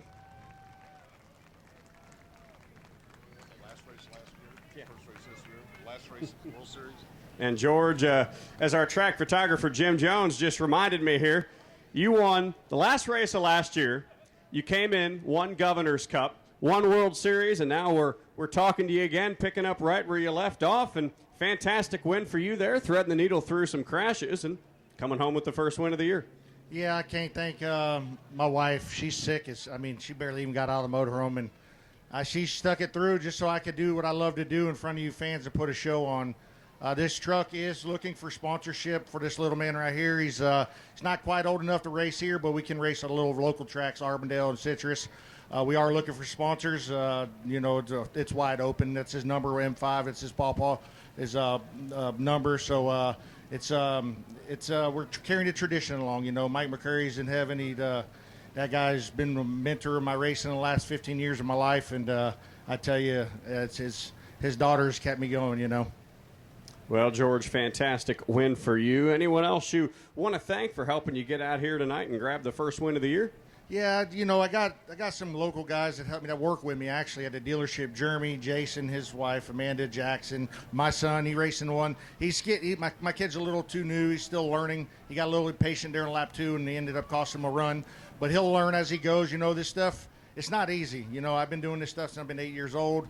And he's just started, he's never ran a full year. He's going to run a full year this year. And he's got to learn the patience of racing, especially starting back in the back. It's hard to pass trucks or cars when you're that far back and you're trying to learn at the same time. But he'll get a hold of it. Next race for us will be the Rattler. We're going to go try to run for $50,000 up there, see if we can bring that back to Florida where it belongs.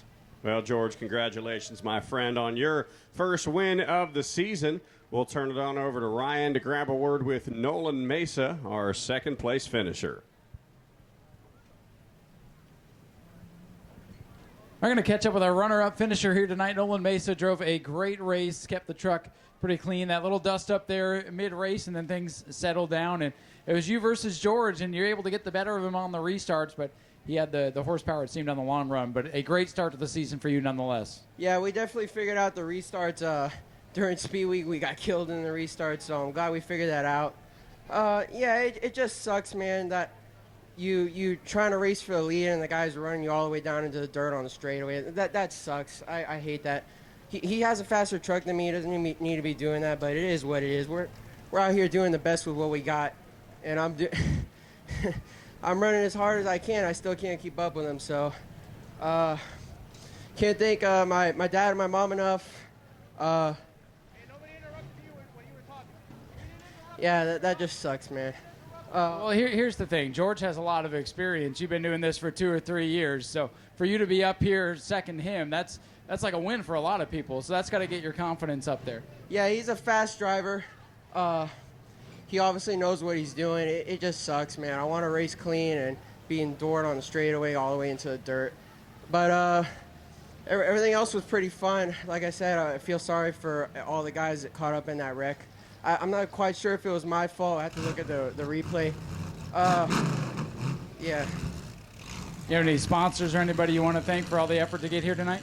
Yeah, my parents, my spotter, my sponsors, Autotech, the Fast Fire Watch, everybody who's a part of this team. It's only a 3-man team, but we're doing pretty good with a 3-man team. I'll tell you that. All these other guys got 20 people on their team, so I think we're doing pretty good. I'd say so, too. Good start to the season. Nolan Mesa, keep your eyes on this kid. He's going to get a couple of wins this year, but he brings it home second here today to start off the season. We'll kick it back over to Zach, talk to our third-place finisher. So, coming home third, respectable effort there, Grayson Graves in the number 05 Harbor Home Builders Chevrolet. Grayson, I was talking to you a little bit before the green flag. We talked about your goals for this season, and coming home with a podium finish in the first race of the season, definitely a good way to kick it off. Yeah, I mean, knowing how hard we had to fight, even at Speed Weeks, just battling the engine troubles both nights. Didn't make qualifying, had to start from the rear, worked my way up from 18th to 4th, and then the motor shut off. But we knew we had a fast truck, just had to figure it out, and we were playing catch-up from 9th. And just to be able to get to 3rd from 9th, it's an amazing feeling. You weaved your way through all those crashes that we had on the front straightaway, and for a minute it looked like, well, it was going to be a 4-car race, and you were one of them, so fantastic drive by you. Anyone else you want to thank here, sponsors, anybody helping you get to the track tonight and putting this ride together? Yeah, I want to thank my mom, my dad, sister. She's always there for me no matter what. I want to thank George Gorham. He's always helping us if we have a problem. I want to thank my sponsors, Harbor Home Builders, for being there since the beginning. I want to thank GFLA, Construction Services, Precision Wraps and Tints, Optima Batteries, the Sod Guys, Just Counters, Kia of Port Charlotte, and Custom Lawn Services. Well, congratulations, my friend. Grayson Graves coming home with a third-place finish in his first start of the season. We'll throw it back on up topside to my buddy Ryan Stevens, and we will get ready to go for the Bomber B feature event here coming up next.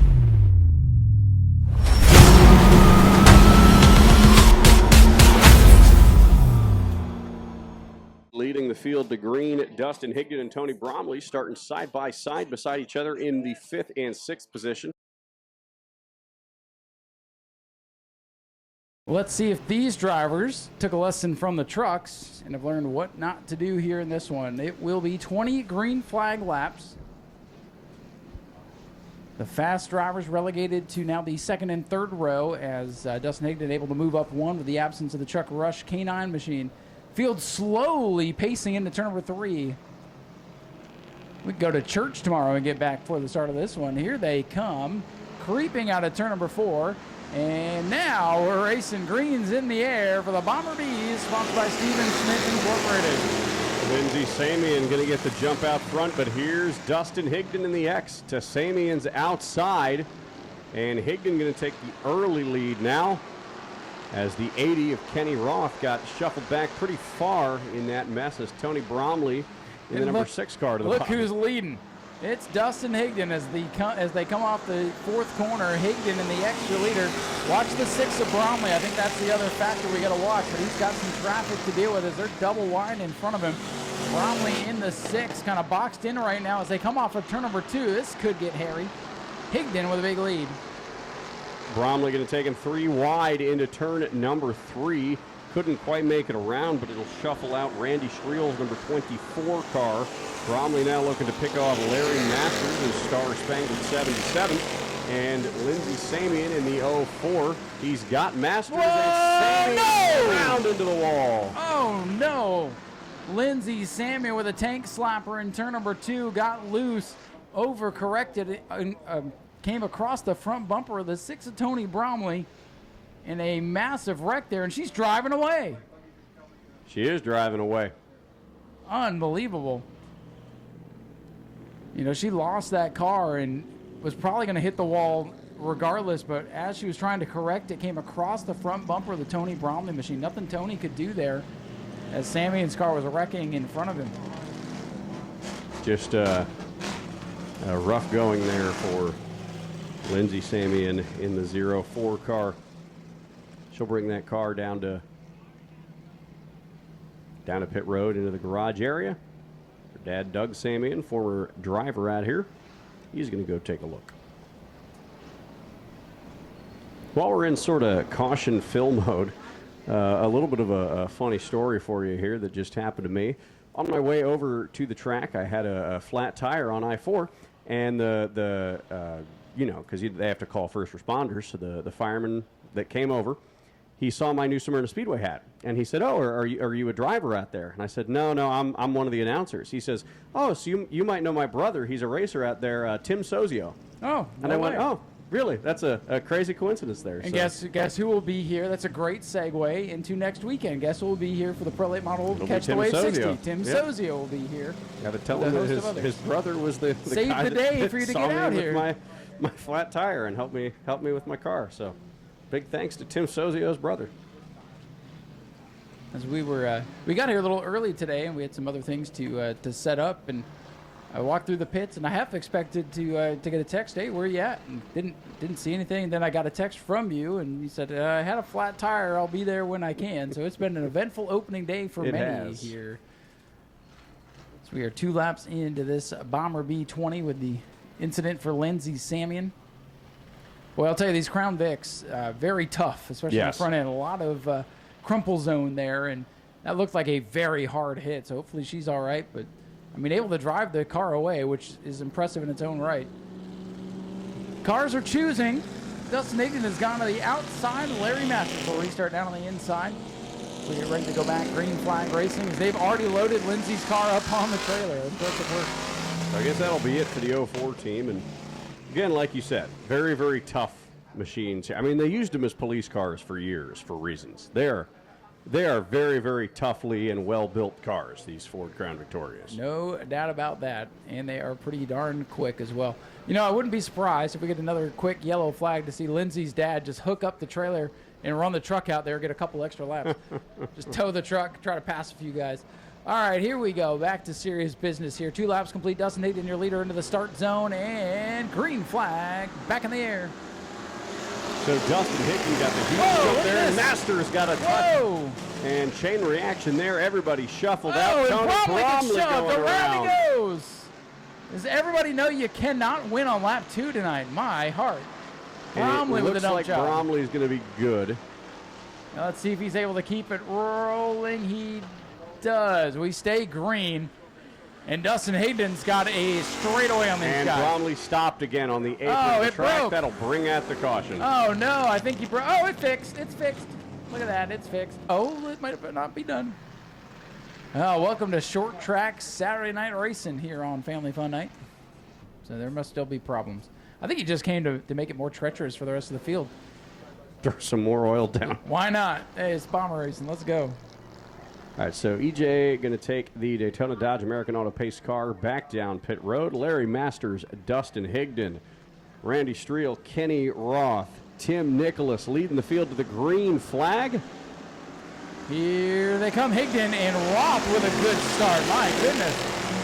Those two buddies going at it at the front of the field now. Higdon, your leader in the X car. Roth in that white and black 80 machine.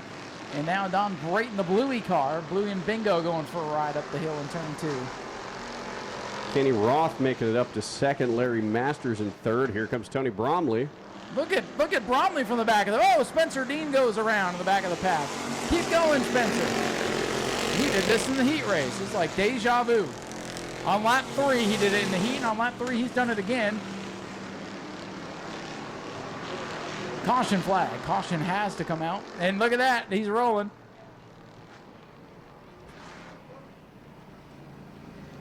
So just like the heat race, Spencer Dean has gone around on lap number 3.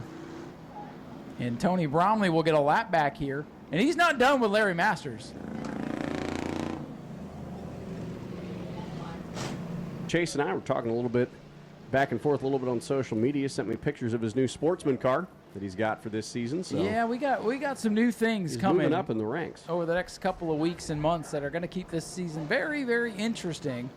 17 laps to go. Speaking of interesting, Dustin Higdon and Kenny Roth on your front row. Here they come. They got a great restart tandem last time, and they've done it again. Kenny is on it in car 80.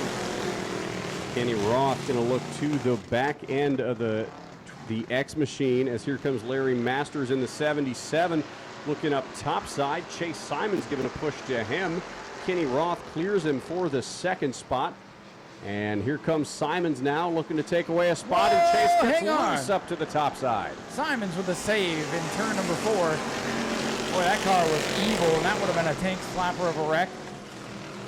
New second place man is Larry Masters in the 77 as Dustin Higdon, the X car, runs away with it at the front. So the 100 of Cheyenne Woodman was all over the back bumper of Spencer Dean there through turn number 1. Tony Bromley in the 6th, moving his way up through these cars. Again, Bromley in the 6th. He's 2 laps down, but I think, honestly, Ryan, he's got his sight sets like a heat-seeking missile on the 77. Yeah, I think he's not done with business he has yet to take care of at this point. I think he's out there just to show the world what he's got, even if the finish doesn't reflect that he's driven all the way up to 4th on the racetrack from the back of the field again. And now going around the outside of the 80. That is not pole position, though. Up front, it's Higdon and Masters. Masters having a great run tonight. That 77 has struggled. He runs a convincing second. The battle's for 3rd between the 80 and the 24 of Straley now in the back straightaway. Randy Straley out of DeLand, Florida, in the 24, getting loose, saved it. Look at Tim Nicholas going to come to the crossover, gets blocked. This is great racing throughout the field. This is fun. And that drew them back up to Chase Simons, who has recovered from his spin and is now back into the top 5. And the Bluey Mobile, Don Brayton having a good run, the 88 car. Well, that 24 is loose. Keep your eye on the black 24, Randy Straley. That thing is all over the place right now. Tim Nicholas is going to go to the outside of him for position now in turn 24. Now Tim gets loose. There might still be some wet stuff out there from some of the puke that's gone out on the racetrack. Here comes Chase Simons in the 14.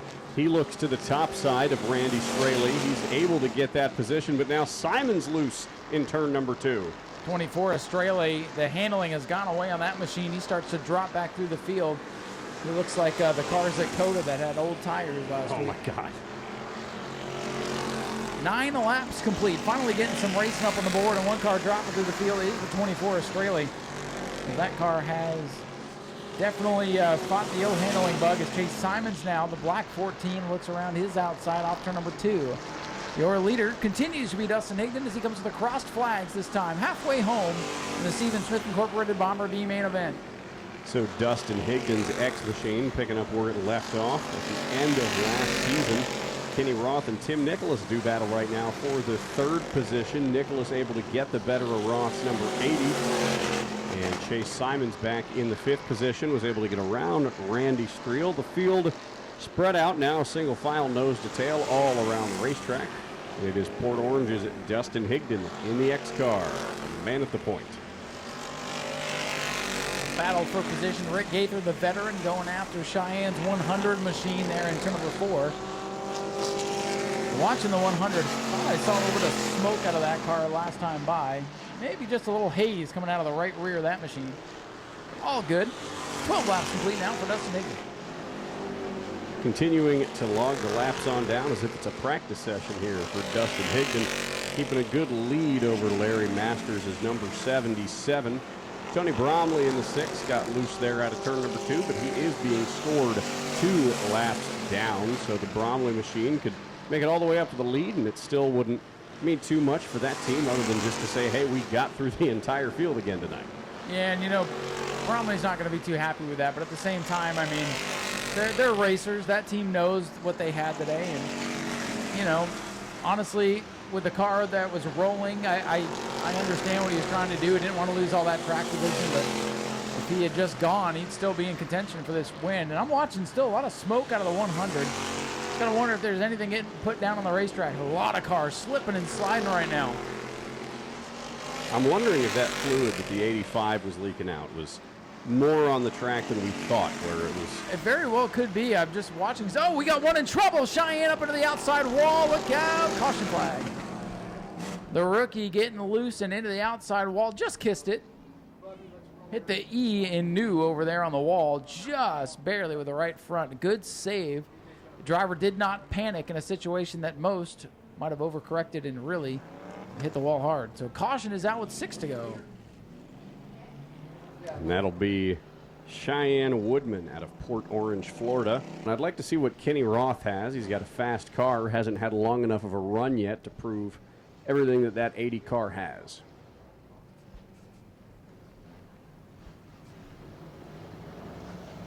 Here we go. Daytona Dodge American Auto pace car once again to the safety of pit road. Dustin Higdon, your leader. Larry Masters having a great run tonight in the 77. And Tony Bromley says, I don't give a crap how many laps down I am. I'm coming for everybody. And here he comes. Oh, tough break for Tim Nicholas. Off the pace on the restart. And that puts Kenny Roth up into the top 3. Bromley the lap car. Roth is now 3rd. Straley struggling with the handle. We got the 23 way off the pace. And we got a battle for the lead here in turn 4. This one's not over yet. Coming to 5 to go. Here comes Larry Masters all over the back bumper of Dustin Higdon. But if I were Larry Masters, I'd be watching my rear view mirror for that 6 of Tony Bromley. 23 pulled off on the back straightaway. Track is clear. 5 to go for Higdon. Less than that now. Bromley in the mix. He's a lap car, but he is, oh boy, I don't even want to say it. Oh, look out, contact off turn 4, the 88. Oh, Rick Gaither destroys his brand new machine. No. Caution is out again, and Rick Gaither's broke the hood and the trunk. He opened the trunk. He sure did. Hate to see that. Rick is back for the first time in a couple of years after a savage crash on the back straightaway 3-4 years ago. And he's got both ends and sides of the 66, and Dustin Higdon over to check on his buddy there. Tony Brown says, am I still 2 laps down? And he is. And Kenny's stopping to check on Rick as well. Those are 2 buddies as well.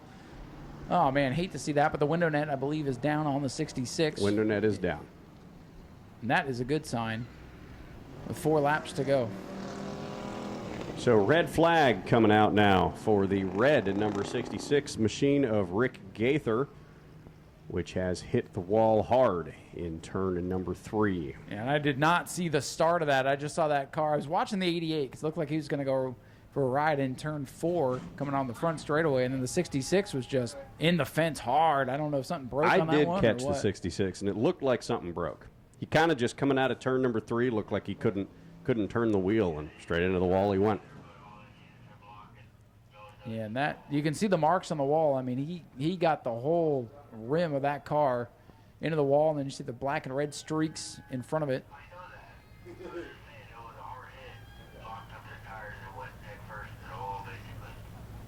Yeah, getting a report backing up what you saw there, Zach. Looks like something broke on the machine. He locked it up and was along for the ride. And not the ride you want to have here at New Smyrna, especially a car that he has put so much time and effort into to get that thing ready for the season. So hate to see that. Thanks to Bob Mason, who's done so much great work over the last couple of seasons, helping the racers, helping the fans, and just enjoying short track racing. He's put so much effort into making it better for everybody, and we appreciate that. We appreciate all those who have donated to a great cause. And there you see Rick Gaither getting the tow back to the pits. Just a reminder, if there's anything left at the Checkered Flag Cafe, you can pop on down there, get something to eat. They got a full line of Pepsi products available. And the Last Lap Saloon will be open all night long for your convenience. Hopefully you had a chance to check out the quarter midgets that were down there. Larry Masters looked like he had a good enough run to get around Dustin Higdon with just a couple more laps that time by, but Kenny Roth in the 80, Chase Simons in the 14, also fast cars so far in this one tonight. As EJ pulls down pit road, 4 laps will settle it. Can Dustin Higdon hang on to the lead? Can Larry Masters take it away from him? Great restart for Higdon, and here comes Roth back at it now in the 80. Kenny Roth driving the race of his life. And Tony Bromley looking much like Connor Zilich at Coda, passing everybody for nothing. And now he's caught up to the end. There's a slow car on the back straightaway. The 24, Randy Streel, slowing down.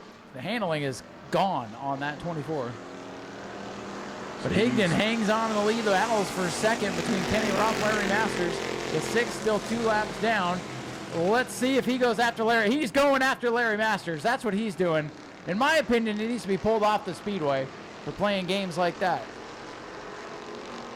Actually, He's just going after the 77. Larry get around Kenny Roth. Yeah, but he took a swipe out of him there in turn number 1, and he's 2 laps down, and he knows it now. And he's just not letting go what happened a couple laps ago. 2 to go. Yeah, there he goes. He just got him. He went straight and took him out. In my opinion, that should get Tony Bromley parked for the rest of the night. And he's getting the black flag. Black flag for Tony Bromley. Parking him. And I'm a big fan of Tony Bromley, but not a fan of that move. White flag is out, by the way. So one more time around the track for Dustin Higdon. There's Tony Bromley pulling into his pit area. Higdon going to hit his marks around the track one final time. Chase Simon. Chase Simon slides up close to the outside wall. I think there might be some fluid down in turn 1. Everybody's high. And Dustin Higdon is high, wide, and handsome coming to the checkers. Dustin Higdon takes the win in a wild one tonight. And how about this coming home with the runner-up finish tonight? Kenny Roth in car number 80. The 14 of Simons comes home in the 3rd spot. And look who recovered for 4th, Larry Masters. And Spencer Dean with a top 5. When we head down to do the interviews, but ladies and gentlemen, put your hands together as he comes through turn number 4. Let him hear it, the first Bomber B winner of the year in car number X from Port Orange, Florida, Dustin Higdon. He's going to park it in victory lane. Kenny Roth coming home in the 2nd spot. Ladies and gentlemen, here's your winner climbing out of this beautiful machine. Dustin Higdon had him covered tonight. Dustin's got the crew and the family down here, and we'll sneak in and grab a word with him. Well, last time you won one of these things, you won it after post-race tech, and you said, that's not how we want to win them. So you put this thing together and came out and won one the right way. Congratulations. Yeah, Zach Curtis ain't here tonight, and he gives me the hardest time when he's not here and I don't win these. I appreciate everything he does. Tonight's my dad's birthday, and he actually came out to watch, so I got to give everything to him, my mom up in heaven watching over us, the whole Spears clan, Monroe, Holly and Frank, and everyone that helps us out. And what a wild race it was. So much going on in your mirror. I'm glad. I bet you're glad it was all behind you. Yeah, I think when you start putting some time limits on these races, that's ridiculous. It got a little crazy out there, but for you, it was smooth sailing. Yeah, it was a great race. I got to thank B and Justin for all the setup help, and Skinny finished 2nd, so congratulations to him, too. Anybody else you want to thank? Any sponsors, anything like that? Bromley's, I don't know what kind of driving he was doing tonight. Tim Gertz with Team 29, he helps out. Bougie Motorsports, Spears, everyone that helps me out on the car. Ladies and gentlemen, let's hear it for Dustin Higdon, your race winner tonight in the Stephen Smith Inc. Bomber Bees. And normally I toss it over to Zach, but this guy down here finishing 2nd, one of my good buddies. We've been friends for the last couple of years out here and just drove the race of his life, so I'm going to sneak on in here. Kenny Roth, heck of a drive for you tonight. 2nd place, your career best finish. What a drive for the Restless tonight. Yeah, thank you, man. I just want to thank my mom. I wish she was here, but thanks to all my guys, Rick especially. And then Dustin, congratulations. Spears, Stephen Smith, Cody, Ryan, everybody in New Smyrna, thank you, man. I know you told me tonight you got to go out there and drive this thing because you felt like the car was where you needed it to be, and now you had to get where you needed to be, and you figured it out tonight, and you were in the mix all night. Great restarts, keeping up with Dustin and holding everybody off, and all kinds of craziness going around. Was that one of the wildest races you've been a part of? Oh, that was a blast. I mean, pushing Dustin and pushing everybody and watching it just happen. I mean, I was in tears coming to the checker flag, you know. So, I mean, thanks everybody. I mean, I can't thank enough. I mean, you've been trying to get up here on the podium for a long, long time. So congratulations on finally doing it and your career best run tonight. Yeah, man, appreciate it. Thank you. Like I said, thanks, Ryan, for all you do. And thanks to New Smyrna and Stephen Smith and Cody and my mom and Kenny and everybody, man, and Eddie and everybody, man. Thank you. Enjoy this. Kenny Roth with the career best runner-up finish here tonight. And we'll turn it over to Zach, who will catch up with our 3rd place finisher. So Chase Simons coming home in third, coming back to his old stomping grounds in the Bomber Bees. And for what was relatively a heated race, a pretty quiet night for you. You were able to bring it home, save it up on the top side. But how'd it feel being back in a Bomber Bee again? It was all right. This car needs some work. It don't get down the straightaway just right. I think the computer's messed up. But I sailed through the turns, and I mean, if I could get down the straightaway, I think I had them covered. But you know, it's just how racing goes. But I'd like to thank Dave right here for letting me drive his car. This is his car, so and but yeah, it was fun going through the turns at least. So your plans for this year? You were talking to me a couple weeks ago over social media. You got yourself a sportsman car, and you said to me that your goal was to talk to me in Victory Lane. So how's that coming for you going into a new class for this year, going from super stocks to sportsman? It's going pretty good. We just tested the car yesterday. It ran all right, so we should be set for the race next weekend. Well, be looking forward to talking to you then. Chase Simons, your third place finisher here tonight. And that will conclude the Stephen Smith Incorporated Bomber B portion of the program tonight. We will turn it back on up topside to Ryan, and we will get ready for the next part of our program tonight, the Florida Southern Ground Pounders.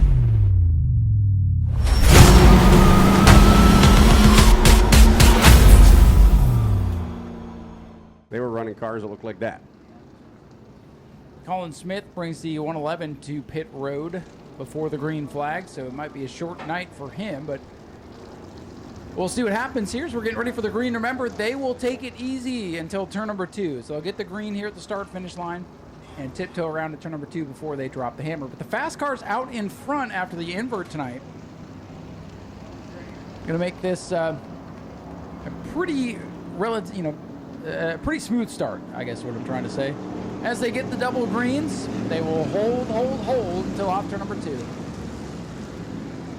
So the field going to pace it up until they get to around where the O'Reilly billboard is, and then they're going to gun the throttle, get ready to go, and there they are. Art Koonsman in the 9 got the jump out front over his teammate Hank Sanders, and the field will steady out in tow here. Koonsman away with the stock car lead. The modified lead goes to Hank Sanders, and then it's Eric Sauer, turn number 9, taking the sportsman. Sparks coming out from the bottom of the villain. Art Koonsman in the 9. Hank Sanders is number 90, running back in second right now. The field steadied out from here, and some slow cars at the back of the pack here. Look at the top position for our leaders pretty early on. It is Scott Booley and Scott Poe. Sanders trying to hold with the villain now as they go down the back straightaway. They will flash by the slower traffic now of Phobes and Booley. 2 cars breaking away, but those are in different classes. So the real battle here is for second in the stock cars with a 91 and a 45. That is Jody Modine in the Pontiac Trans Am. Almost gives you some Smokey and the Bandit throwback for you there in the 45, but such a beautiful car. Fantastic looking car. He looks to get around the not as beautiful looking car, the Possum, the 91. That's beautiful in its own way, though. That's for sure. All these cars are beautiful in their way. It's amazing that these machines are still running. I mean, a lot of cars like this are destined for a junkyard, but these drivers and guys that work on these cars put so much effort into them. That's why they do the staggered starts and try not to destroy all these cars. They can come out here and put on these shows. These guys are having the time of their lives with their hobby cars, you know? So Sanders running in the tire tracks at Koonsman now. Slowly closing on him each and every lap. Again, those drivers, they are teammates. So the 9 and the 90 team cars there up at the front as they now look to put a lap on Robert Piccolo's number 56. Things calming down, 6 laps in. What a good start for the Ground Pounders as Art Koonsman having to change lanes to get by the Robert Piccolo 56. And no, Hank Sanders threading the needle. We got a battle up near the front of the field between 2 different classes. But they all want to lead the overall, even if they're not racing overall anymore. You know the drivers don't want to be the first one of the checkers. Here comes Hank Sanders. Sanders going to look down to the bottom of his teammate Art Koonsman, still throwing sparks out on the track. Oh, look at this. And he's gone. Too. Sanders takes the pass for the lead. And now looks to get around Frank Pelkey in the 4B, and Eddie Freeman. Your leaders right now in the modified class, it is Hank Sanders. Stock car leader is the 9 of Art Koonsman. Sportsman leader, the 9, or the orange 9, Eric Sauer, who's down in turn number 1. Everybody else out there fighting and clawing, taking what they can get here this evening. As Hank Sanders goes to lap Scott Cutter, but has to get on the binders in turn number 1 as it's deadlocked in the bottom groove. It's like I-4 in the slow groove right now. Hank Sanders able to thread his way through. He'll get by Scott Cutter. And here comes Art Koonsman, the veteran racer in car 9. Oh, he got held up there. Koonsman, not a good corner that time. Is he starting to develop a problem, I wonder? 10 laps complete, 10 laps to go. 11 down now as they go by the stripe that time. So this one on the back half, what a great drive for the ground pounders tonight. Art Koonsman, maybe you're right, Ryan. I think he might have a little bit of a problem there. He's not hitting those corners well. The defending champion. Oh my goodness, 3 wide on the back straight. There's stuff going on everywhere. Sorry to step on you, Zach, but my heart. Eric Sauer, your sportsman leader right here on the main straightaway in a gaggle of cars. Jody Modine's off the pace in the 45. Sanders continues to log laps out front right now. Second place, and of course the leader. Oh, look at this. 45 on pit road. Shower of sparks. Something in the right front suspension is giving way. It looks like maybe the right front tire's down. No, the right front tire. I think something broke in the right front. Maybe the A-arm or the ball joint or something like that. That could not have felt good. Probably not. Sanders putting some lap cars between himself and Koonsman. Koonsman still hanging on to the lead in the stock car class. He's got to worry about the pop in the 91, who is on the same straightaway as he is. Koonsman could kind of back it down and nurse it home if he needs to with 5 laps to go. And very, very close to an incident happening there between Sauer in the 9, the 26. Oh, the traffic tonight is just crazy. And now we got somebody with their high beams on in the pit. Yes, we do.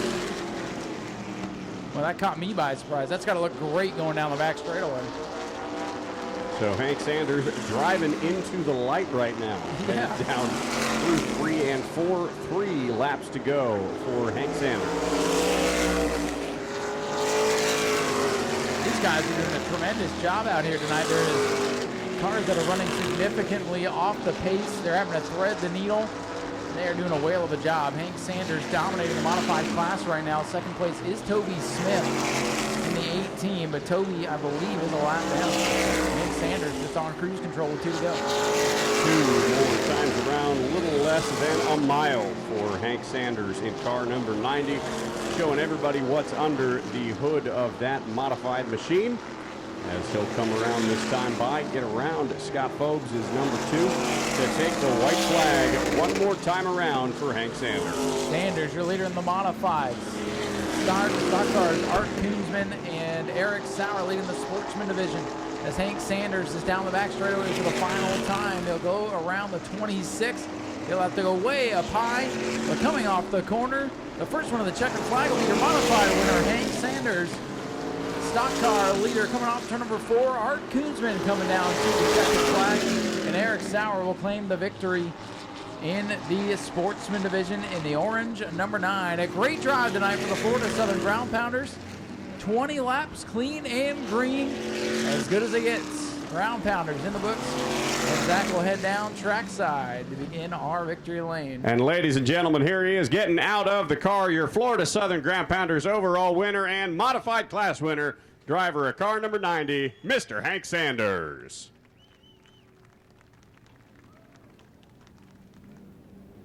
Hank, what a drive for you to kick off the year, get around your teammate, get a win, and dominate in fashion. Man, you got close to lapping the field there. Well, that's not what we try to do, but I want to give a big thanks to Speedway Video, the Hart family, Zach and Ryan, and all the good fans that come out. Folks, really, really appreciate you coming out tonight. We couldn't do this without you. Thank you very much. Really appreciate it. All the good staff and team here. And I got a great bunch of guys that work for me. Brian, Scott, and as you said, 415, we're all one big group. And everybody helps everybody. It's really good.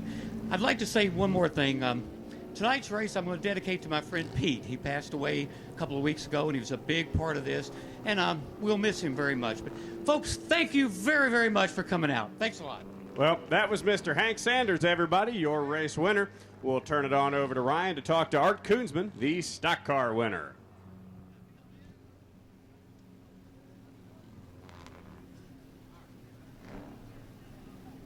We'll catch up with Art Koonsman here. Real quick, Art, congratulations on getting the win for the stock car class today. Yeah, that was fun. Hank was fast. I'd like to thank my crew. First of all, 415 Motorsports and my family, Rudy, my crew chief, Hank Sanders, Toby Smith, the whole Ground Pounder gang, my sponsors, Brothers Well Drilling, Lynne Septic, Tom up there. Howdy, Tom. Joe.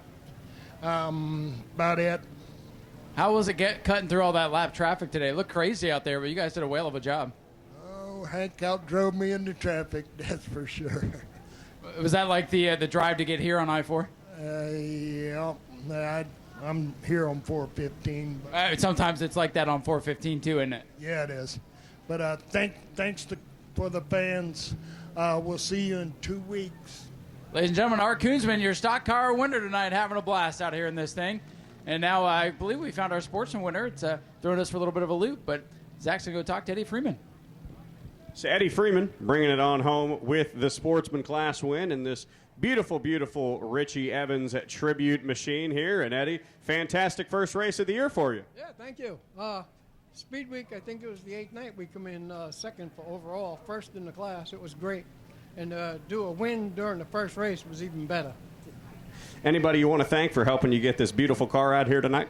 All the Ground Pounder guys, Toby Smith mainly, the fans for staying, my grandchildren for being here. It's great. Well, Eddie, congratulations, my friend, on your sportsman class win. As Hank Sanders, Art Koonsman, and Eddie are going to get their pictures taken by our legendary track photographer, Mr. Jim Jones.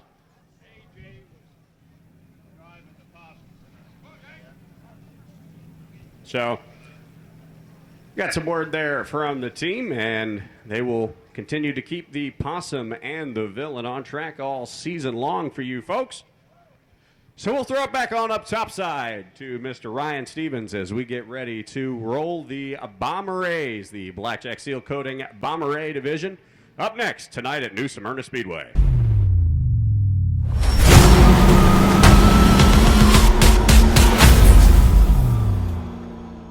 The top three subject to the 24-second breakout rule. If one of the top three does break out, they will be sent to the end of the competitive field. The race director will make that call based on who's running competitively at that time. Tell the driver they must fall behind that vehicle, and then they are clear to get back in the race. Top three under the 24 breakout rule. Everybody else, have at it and have fun. Here they come off turn number 4. Four-cylinder Bomber-A's coming off the corner, and we are underway. Vincent Cortez going to get a good push from Eddie Evans Sr. up to the front of the field. Evans Jr. looks up topside trying to get around his dad, but Evans Sr. going to clear him 3 wide in the middle of the pack, and Tyler Vickery wins that battle. Vincent Cortez, though, with the lead, and here comes Eddie Evans Sr. in the black number 3. And his son, the Eagle, Eddie Evans Jr., that red car, going to follow suit now. Vincent Cortez leads lap 1. And everybody's good timing-wise on lap number 1. Evans Sr. now to the inside of Cortez in the black number 3. Eddie Evans Sr. all the way out in front, able to close the door on Cortez, as Evans Jr. now able to take third away from Aaron Foy.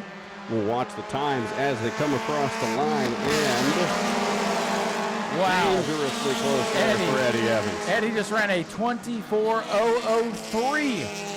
3/100ths of a second to the good. Aaron Foy moving up into the top 3 now, that bright yellow number 7. Foy, the defending track champion, working his way up into contention now. And across the line this time, Evans broke out. A 23.808 being run by Eddie Evans, senior, in car number 3. Fireworks in turn number 1. Literally. Oh, and there's the police siren. So Eddie Evans has dropped to the rear of the competitive field now, as they have lapped around the 38. And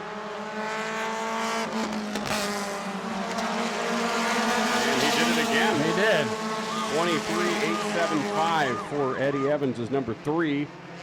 Still got to drop to the tail end of the field. Vincent Cortez in the 23, the current leader of this one, putting Aaron Foy in second. And Eddie Evans Jr. in the 11, currently running in third. Oh, Brandon Monroe very close that time. So Eddie Evans now going to have to drop to the rear, and I believe they're trying to deliver that message to him, give him a chance to get back in this race here.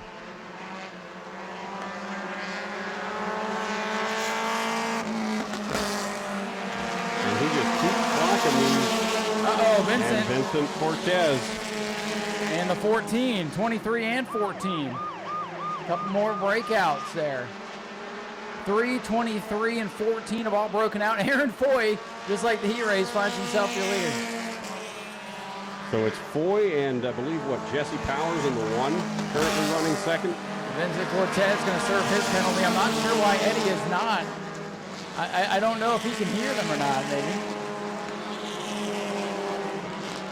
Oh, and Aaron broke out that time. Whoa, huge scatter there to get around the 38 car. Yeah, we got drivers breaking out. We got lap cars. We've got calamity. And we got a fogged up window up here. So that just makes it even more hectic. 3 wide down the front straightaway between Davila, Powers, and Cortez. Everybody's good that time.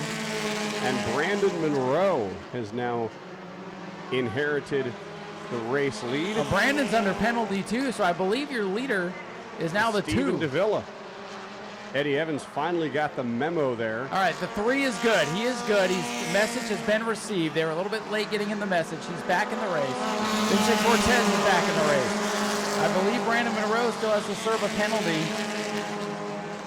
Race control on the other end of the tower, trying to get everybody where they're supposed to be with 9 laps complete. It's been wild, but it's been a good one. So Jesse Powers in the 1. We believe is the official leader currently. Brandon Monroe still looking to serve his penalty. Cortez that time. Oh, man. A 23.976 that's for 2. Vincent Cortez. So 14 the 23. Still not served his penalty. And Vincent Cortez is going to go way high, and that's to get out of the way, clear his penalty. I think once he gets back behind the 11, he'll be good. I think. Everybody good that time by, from what I can tell. So Jesse Powers in car number 1, your current race leader with 9 laps remaining. Here comes Steven Davila up on the top side. 14 still needs to serve his penalty. They're going to one more lap, and he's received the message now. Look at this scramble. Look at Vincent Cortez. 4 wide. 4 wide into for 1. turn number 1. Oh, my heart. Oh, and well, that was going Davila on. Broke out. Police sirens for Davila. I can't keep up with the dang sirens tonight. This is wild stuff. 14 has served his penalty. He's good to get back in it. So now the 2 with Steven Davila is going to have to serve his penalty. As Jesse Powers leads. He's a Everybody's good that time. 24.191 for Brandon Powers in the number 1 machine. Davila in the 2, still got to drop back. Cortez and Foy currently fighting for the 2nd position as soon as everything shakes out. This is the most chaotic bomber race we've seen. And it's for reasons that we wouldn't necessarily think it'd be so wild. Powers that time ran a dangerously close 24.025. Wow. Here comes Aaron Foy now getting around Vincent Cortez for the 2nd position. And Davila in the 2 now back into it, looking down to the inside to get around Foy. I'm not sure if he cleared his penalty or not. Hard to hear Racing Bull on the other end of the tower right now as they're 3 wide again, shooting the gap. That's Stephen Brown's 88. No breakouts that time, from what I can tell. In the middle. That's the first time this race probably there's been a lap And without there's any only breakouts. 5 laps to go. This has been a wild one. We got traffic ahead. It's the 38. And it's getting tough to see out this window as they disappear for a moment. They made it. Okay, checking time. Here comes Aaron Foy. Everybody's good at that time by. So the race is on with 4 laps to go between the top 7 cars. So They're it's- all good. A couple of guys have broken out twice. We'll let the scorers settle that if indeed they do break out a 3rd time, because that would end their race. Side by side for the lead champion versus dirt track standout Jesse Powers in the 1. Foy, the defending champion in the 7. Oh man, 24-1, 4-5 for Aaron Foy, who led that lap. Powers isn't done yet. He's going to look up topside with some help from Cortez. That help not quick to come. Here comes Davila on the inside in car number 2. Powers going to get a nose out in front in turn number 3. And look at Cortez now. Cortez in the 23 working his way back up into contention. Another lap in the books. And they're all good. 2 to go. Everybody's good that time by, Ryan, but how about Brandon Monroe now getting his name back into the mix? He looks to get around Stephen Brown for 3rd. Here comes Monroe. Powers and Foy duking it out for the lead. Right now it's Powers with the nose out in front as they come off turn number 4 to the white flag. 1 lap to go. Checking the times at the line. Everybody's good, but the pace is picked up. They're all under 24-1 that time. Leader Aaron Foy at the line. Final trick down the back. It's going to be Aaron Foy versus Jesse Powers. Vincent Cortez in the 3rd spot. Powers going to get a run up through turn number 3, going to make it stick. Foy down to the bottom as they come down to the front stretch for one final time at the line. Oh, it's a photo finish. But It's Jesse Powers, and he broke out. The top 3 just broke out on the final lap. 23-8 for Powers, 23-9 for Foy, 23-9 for Cortez, and then a 24-3 for Brown. Oh my goodness, we think Stephen Brown has won the race, but I'll go check with the scorers.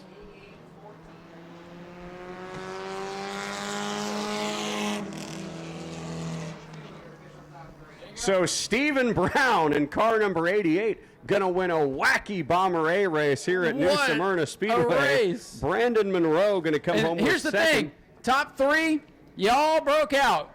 Y'all broke out on the final lap. 1-7-23, y'all broke out. Stephen Brown is your winner in car number 88. 1-7, all broke out. Unbelievable. In the words of a great broadcaster, have you ever? No, I've never. We'll send Ryan down trackside to grab a word. See if we can find Stephen Brown in car number 88. There he is now, coming back out of pit road. Ladies and gentlemen, put your hands together for the man who defied all odds and won a race from 4th place, Stephen Brown in car number 88. Well, you know, Zach, I saw the times come across the monitor there, and I couldn't even believe what I was seeing. Ladies and gentlemen, how about this? Here's your winner, Stephen Brown.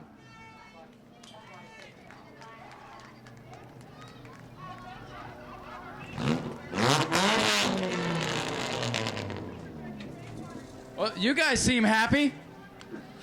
Stephen is my husband's work partner. They travel out of town every day. They're gone like 4 weeks or 3 weeks out of the month together. Can you believe that finish? It's amazing. I'm so proud of him. Well, enjoy. We're going to go grab a word with him now. Stephen Brown, here he comes out of the car, your winner tonight in a wild one.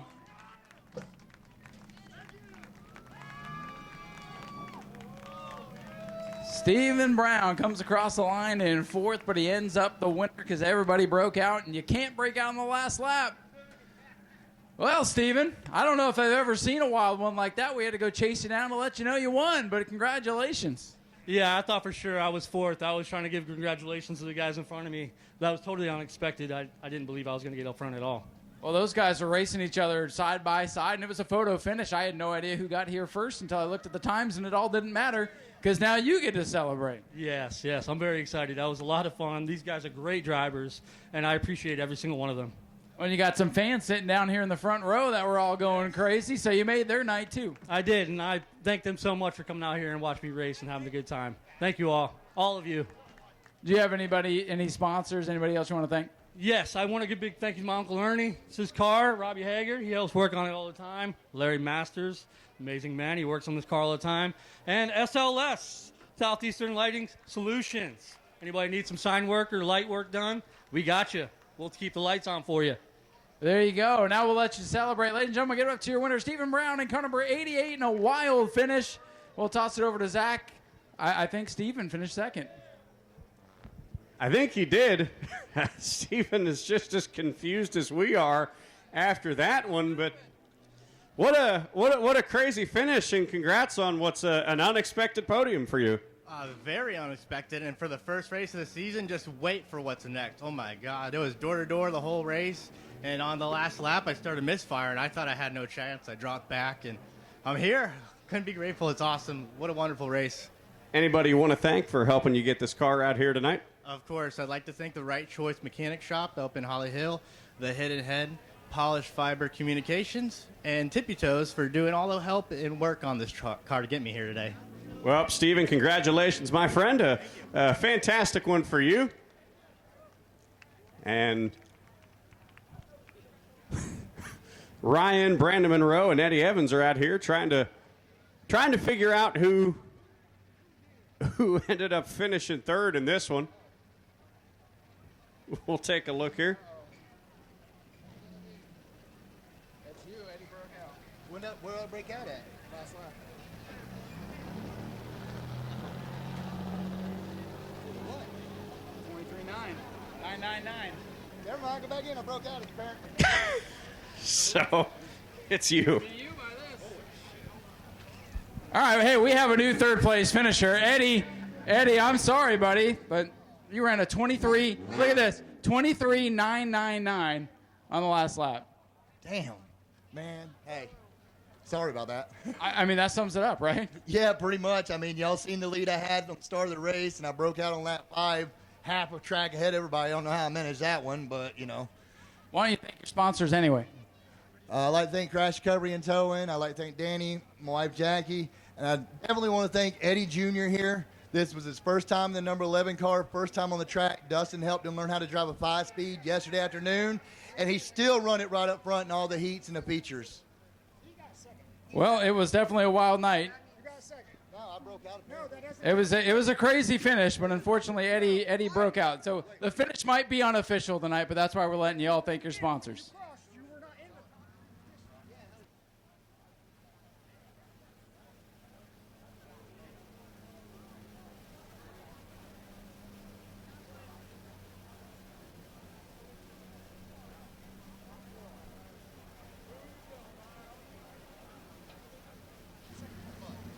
Well, Eddie, you might end up second, you might end up third, you might end up breaking out. We'll figure it all with the guys up there. It's just such a wild finish. We all ran down here. Yeah, man, it was a good night. You know, everybody busted their butts. You know, we didn't have no cautions. It was a clean race. And, you know, again, I'd like to thank, Dustin Higdon, Eddie the Eagle Jr., my wife, Danny, his daughter. You know, they all come out here. My daughter, Lorelai. My grandkids are here. My stepdaughter. And I'm trying to find him. I got a fat, fluffy guy walking around here that drives a truck for me. I don't know where he went to, but his name's James. He's a new driver for us. I'd like to thank him for coming out and helping us. And we'll iron out the final finish. But either way, you're up in the mix tonight running good. Hey, 3 days from now, if they take it away from me, it won't be the first time. That is true. There has been some wild finishes. And, hey, this guy's up here too, Brandon Monroe. You might be third. You didn't break out on the last lap, so you did good. Yeah, we're just trying to figure out who's who and who finished where. Hey, the top three we know are gone because they definitely broke out. Eddie's 23.99, but he was fifth. But is he second? We'll figure it out. But then there's your name. So pretty good night for you. Yeah, that was pretty fun, actually. Pretty much used all the track from the bottom all the way to the top. I mean, it's got to be fun racing. It almost looks like the end of Daytona. Everybody pushing each other side by side for 20 laps. It's got to be pretty fun. It's fun and sketchy. Fun and sketchy. You're racing each other, racing the clock, and you get to talk to me at the end of it all. Yeah, that was pretty cool. I do want to thank Dustin, Tony. Jeepers Inn and Truck Accessories, Advanced Refrigeration, Powder Room, and 2 Fly Signs. And Dustin for everything he does for me. Brandon, congratulations on a good day, and thanks for being out here. Appreciate it. Thank you. All right, a wild finish to this one. We'll iron it all out in post, right? Well, Zach's still down here, so Zach and I are going to work our way back. No, Zach, we're not going anywhere. You know what's up next? We got I wonder why you didn't go up top. Folks, we got Spectator racing coming up. Zach, you still got some energy? Oh, yeah. Folks, you still got some energy? You want to keep the fun rolling? All right, we'll stay down here then. And then, you know what, Zach, we'll let this will give the scorers time to iron everything out. We'll figure out who was actually where, because we just started walking down the line, right? We've heard who won, and then we ran down here, because that's what announcers do. We get excited about stuff. And we're getting excited for some spectator racing. It's going to be one-on-one spectator drags. They're going to send us some cars. Zach and I will go figure out who's driving what. Try to remember what they told us 2 seconds ago, because I don't know about you, Zach, but my brain is ready to leave the building at this point. So we'll do the best we can. We'll have some fun. If you guys want to have some fun, we'll have some fun.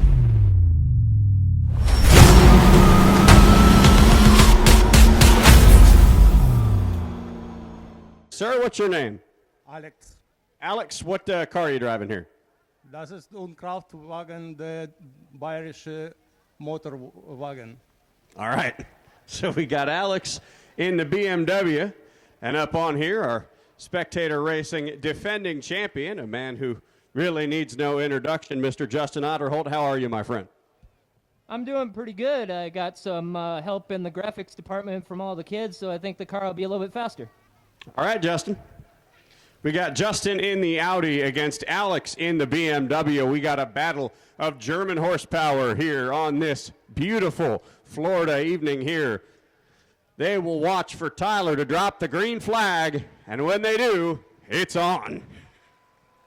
So it is Justin versus Alex, and the green flag is in the air, and a huge jump into the lead by Alex in the BMW. He's going to roll through turn number 1 almost side by side with Justin. They roll through turn number 2, still door to door down the back straightaway. Disappearing beyond the pit wall as they enter turn number 3. It is Justin with a nose ahead, but here comes Alex to the bottom. Alex going to get in front of Justin. Otto going to pull the crossover at the line. It is Alex in the BMW. All that talking on Justin just got beat in the first round. Alexander Fedorov gets the win, and we'll move to the next round.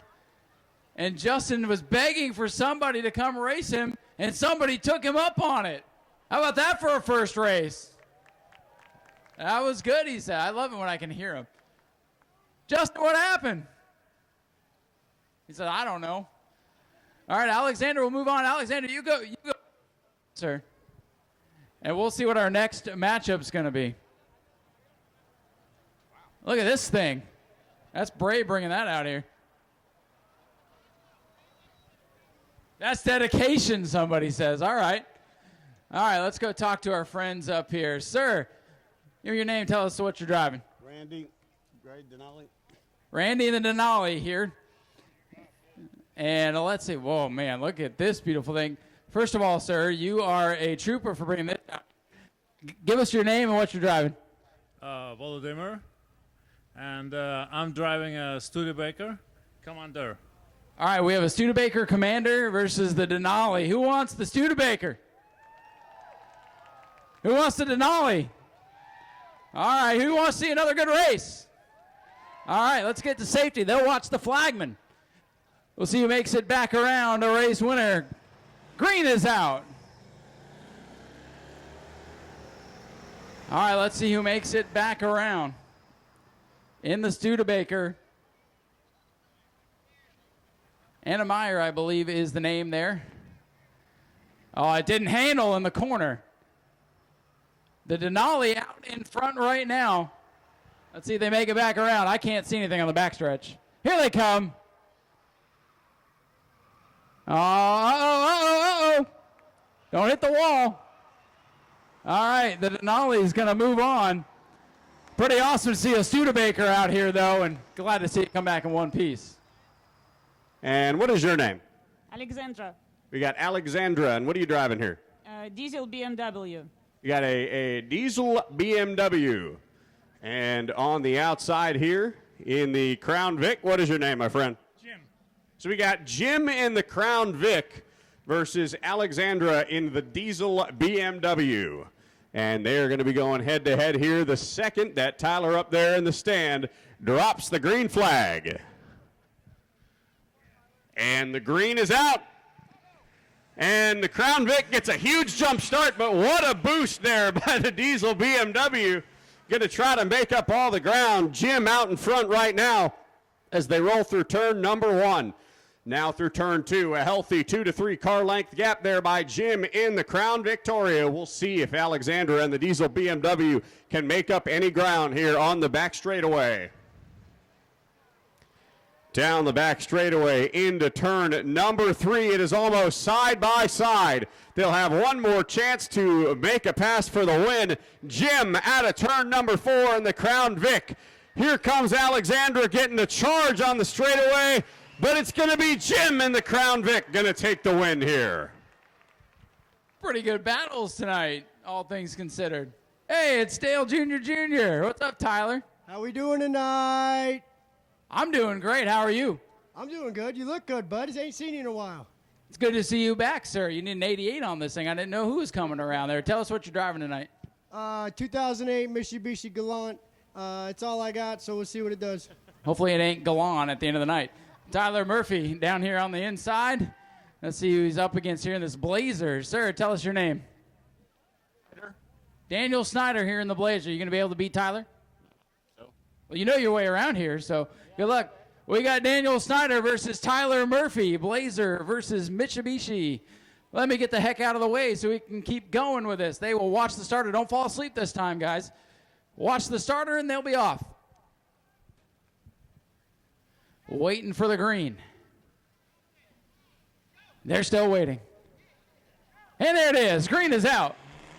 Dale Jr., Tyler Murphy, and the parts and pieces flying off the Blazer. And that thing is blazing. Sounds cool. Blew pieces apart right in front of us. Tyler Murphy on the bottom's got the lead as they're going to disappear off too. If they're close, folks, you got to get loud. No, I heard no. They're not close. All right, let's see what happens when they pop into turn number 3 here. Tyler Murphy's got the lead. Daniel Snyder in the Blazer. It's loud, but it ain't handling. Can he pull a miracle here as they come off the corner? Doesn't look like it.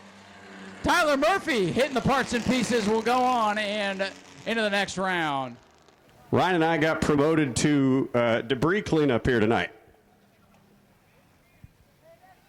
What's your name, sir? Vasil. And what car are you driving here? Mercedes-Benz. All right. So we got the Mercedes versus the BMW. Once again, a battle of European horsepower here.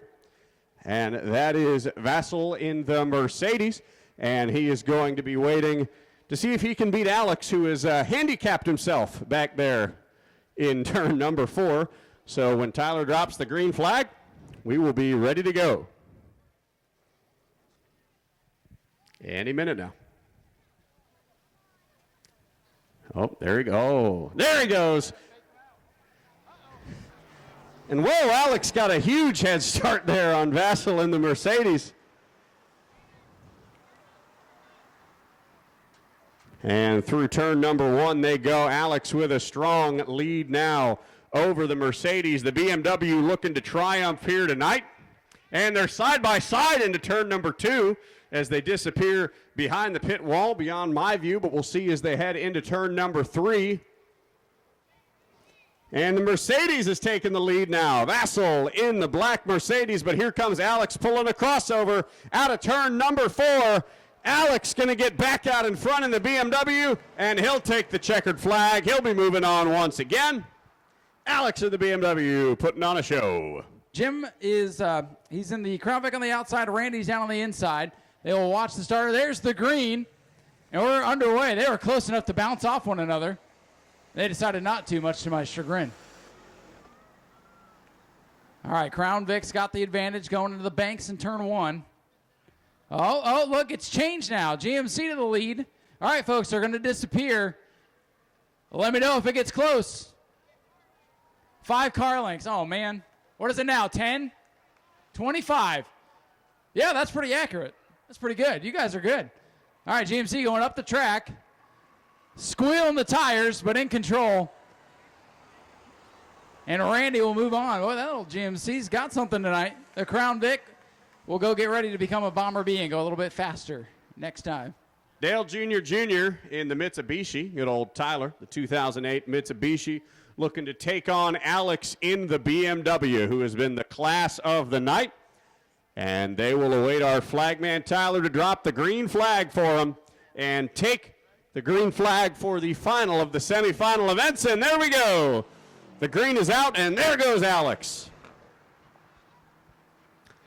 Alex in the BMW going to quickly gain 6 to 7 car lengths ahead of the Mitsubishi, being driven by Tyler, a.k.a. Dale Jr. And down the back straightaway they go, and it looks like he got around him right before he got to my field of view. So we'll see Dale Jr. out in front of Alex as they head into turn number 4 for the final time. Alex going to go up to the top side, but it's Tyler on the bottom. Down the front straightaway they go, and it's Alex in the BMW as they cross the start-finish line. What a race. More lead changes in that one than in tomorrow's Cup race, most likely. All right, so we're gonna give Randy a little bit of a head start. Who wants Randy to win? Who thinks Alex can win from way back there in turn 4? Who just wants to see some wild stuff to finish off? All right, here we go, guys. This is the finals. What's Randy going to do? He make that thing wide? I don't think he cares if there's a scratch on it. Here we go, coming down to the last green flag of Spectator Racing. Winner goes to Victory Lane. Loser, thanks for coming. Tyler's making him sit and stew and think about it. This is for all the money. We wait, we watch. Waiting for Church. There's the green flag. All right, Randy, he's got the lead. Here comes Alex. He's got a head of steam. Don't ramp over him. Whoa. Oh, he got some speed. Can he handle it going into turn 1? Oh, he's way at the track. He missed the corner. Here comes Randy on the bottom. He's got the lead down the back. Get loud, folks. Can he block him? Here they come. Let's see when they dip out of turn 3 if we get a race or not. Oh, look at that. Randy's got the lead. Got to run him high, Randy. Oh, Randy's got the back end kicked out. Here they come up off the corner. Randy's couldn't hold them off. No, they're still leaving. Alex is going to win it. A pretty good race. Ladies and gentlemen, Alexander Fedorov, your winner of the Spectator races tonight. And boy, he made a show out of it for sure. And how about Randy coming home a close second? I thought for a moment he was going to, there was a moment it looked like he was going to spin out. Then I thought he was going to block him. But they raced clean. So Alex coming here, getting out of the BMW with the paper plate still on it, driving it right off of the dealership lot. Coming on home here with a win at New Smyrna and $100 to take back home in his pocket. Alex, a fantastic drive for you, winning against a whole bunch of different cars with a car that, would you just get this thing? I took it for the test drive. There you go, man. I think I will keep it. Yeah, nice vehicle. Fantastic car and fantastic finish by you, coming home with $100 in your pocket. Looks like you got your whole family here with you. Yeah, so actually it was like a DTM championship at first with all these BMWs, Audi, Mercedes. But yeah, I'm glad that American car got into the final. So I think Jason on Audi also deserves the final. Yeah, it was very cool ride. Yeah, the first one, the first hit. Yeah. Well, congratulations, my friend, on your win here. That is Alex bringing home the win in Spectator Racing, driving the BMW all the way back to Victory Lane. And, well, we still aren't done yet, folks. We got a lot of good racing here for you tonight. Ryan and I will head back on up topside and get ready to call for you the Superstock 25-lap feature event.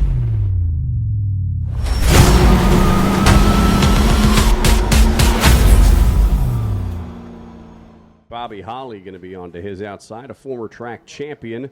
Lots of former track champions in the field here tonight, actually. Bobby Holly, George Spears, Justin Spears. It's a lot of fantastic drivers and of veteran drivers in Rich Klauser and Tyler Pernesti. And, of course, Gage Spears, who had a fantastic campaign in the Truck Series last season. Pace car going to dive down pit road, and the green flag is out. Super stocks underway here down the main straightaway. Penultimate event of the night. 25 laps. They sail down into the first corner. Look at Spears thinking about 3 wide, but he backs out of it. He remembers it's only lap 1. We got a long way to go. So Tyler Pernesti, the Camaro, shows the way into 3. Pernesti out in front. Here comes George Spears in the 23, looking to take the position away from his son. Now looking forward to take that spot from Rich Klauser in the 16 machine. Bobby Holly in the 56. Comfortable in the second spot as Klauser takes third from Justin Spears. 2-car breakaway at the front. Spears, maybe he's thinking he should have made that move on the first lap, but he's drifting back. Here comes his brother now to the outside of the 23. George going after Justin, but George is sideways in turn number 1. Now here comes Gage Spears. The Spears family normally up near the front, struggling just a bit in this one. So George Spears in car number 23. Back there in the 5th position. Rough start to the season for the defending track champion. He looks now to get around his brother, but a battle for the lead starting to brew as here comes Bobby Holly up to the back bumper of Tyler Pernesti. Pernesti in command, but that 56 car, Bobby Holly, the veteran driver, really making him earn it. Now Justin Spears beginning to struggle. The old Frankenstein machine has faded back to the 6th position. All the way at the end of the field for Justin Spears in the 48-18 car. And he's around in turn number 2. And that will bring out the yellow flag just as Bobby Holly was trying to make his move for the race lead. The 48 of Spears has gone around in turn number 2. Gonna make the hard turn. That's about the fastest I've ever seen somebody come out of that gap. He's trying to make it. Pit road speed is a thing though, so he needs to be careful. But he made it out. But he's got a long way to make up here. Green flag back out for the Superstock. Pernesti going to jump to the early lead with a push from George Spears. Bobby Holly up on the top side now getting the advantage. He'll take the lead from Pernesti down the back straightaway with a push from Rich Klauser in the 16. Klauser getting back in the mix, but it's Bobby Holly, the veteran, now your leader as they come off the 4th corner. Bobby Holly out in front. Pernesti going backwards. He did not need that restart.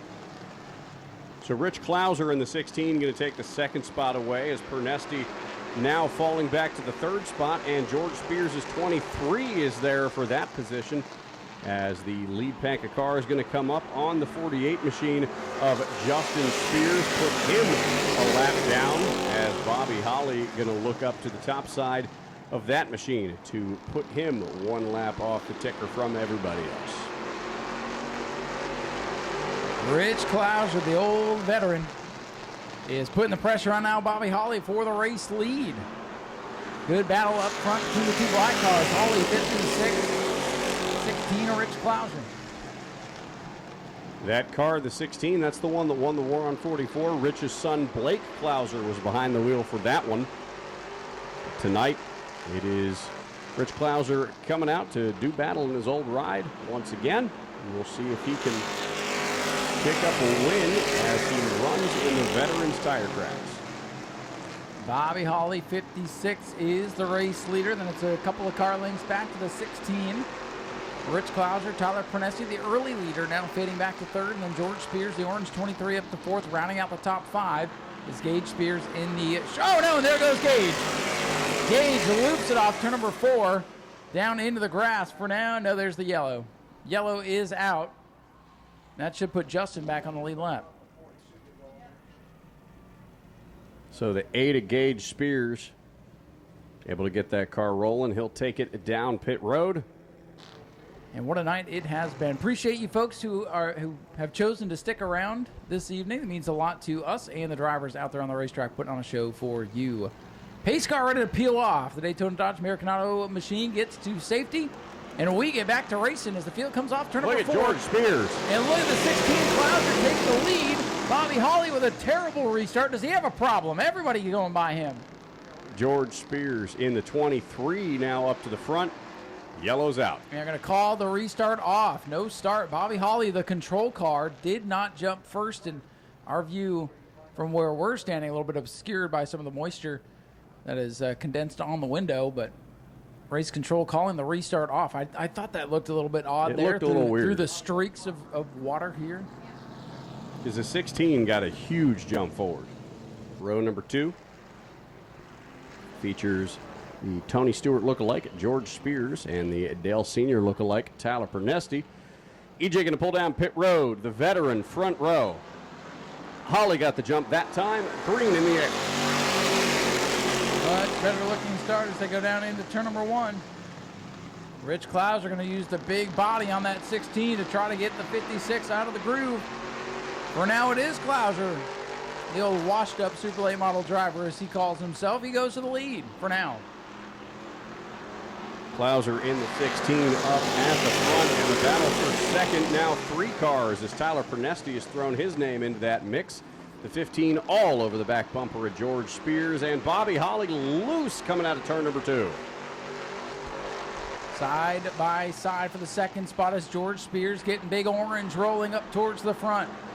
But Bobby Holly for now hangs on to that runner-up position by half a car length. So Bobby Holly keeping the second spot for now as George Spears and Tyler Pernesti duke it out for that third position. Gage Spears in the 5th spot. Justin Spears in 6th. Pernesti going to take another crack at George Spears. Going to go up to the top side, but he couldn't quite get it done that time around. 12 laps complete. We are reaching the halfway point of this one. Pernesti still not able to get around Spears. All 6 cars still on the lead lap, but for now it's all the 16 Rich Clouser as he's driven away by about 5 or 6 car lengths, maybe 7 or 8. On the 56 early race hitter, Bobby Holly. George Spears is the car that I'm watching right now. It seems that car gets better the longer we go. I think he'd like to see this one run out caution-free. As I say that, he gets loose, and here comes Pernesti. Tyler Pernesti in the 15 got his breakthrough win at the conclusion of last season after going winless for oh so many years. The Camaro that could now looking on the backside of George Spears, trying to get around him for that third spot, coming to 10 laps to go this next time by. Best battle is for third. Pernesti in that Camaro really digging behind the wheel. He's getting a little bit tight off the corner. Drives it hard in the car, then going to wash up the speedway. Not quite able to reel George Spears in that way. So Rich Clouser in car number 16 still showing up for his occasional appearances. Oh, trouble around goes Justin Spears all by himself at the back of the field. Still green for the time being. And there's the yellow. He's moving. Caution is out with 10 to go. Boy, the Spears gang having some handling woes They tonight. are. They're causing some problems. And Gage has had it. Justin's had it. I'd watch out if I was George Spears. I might be next. Justin Spears, all former champions of this division over the years.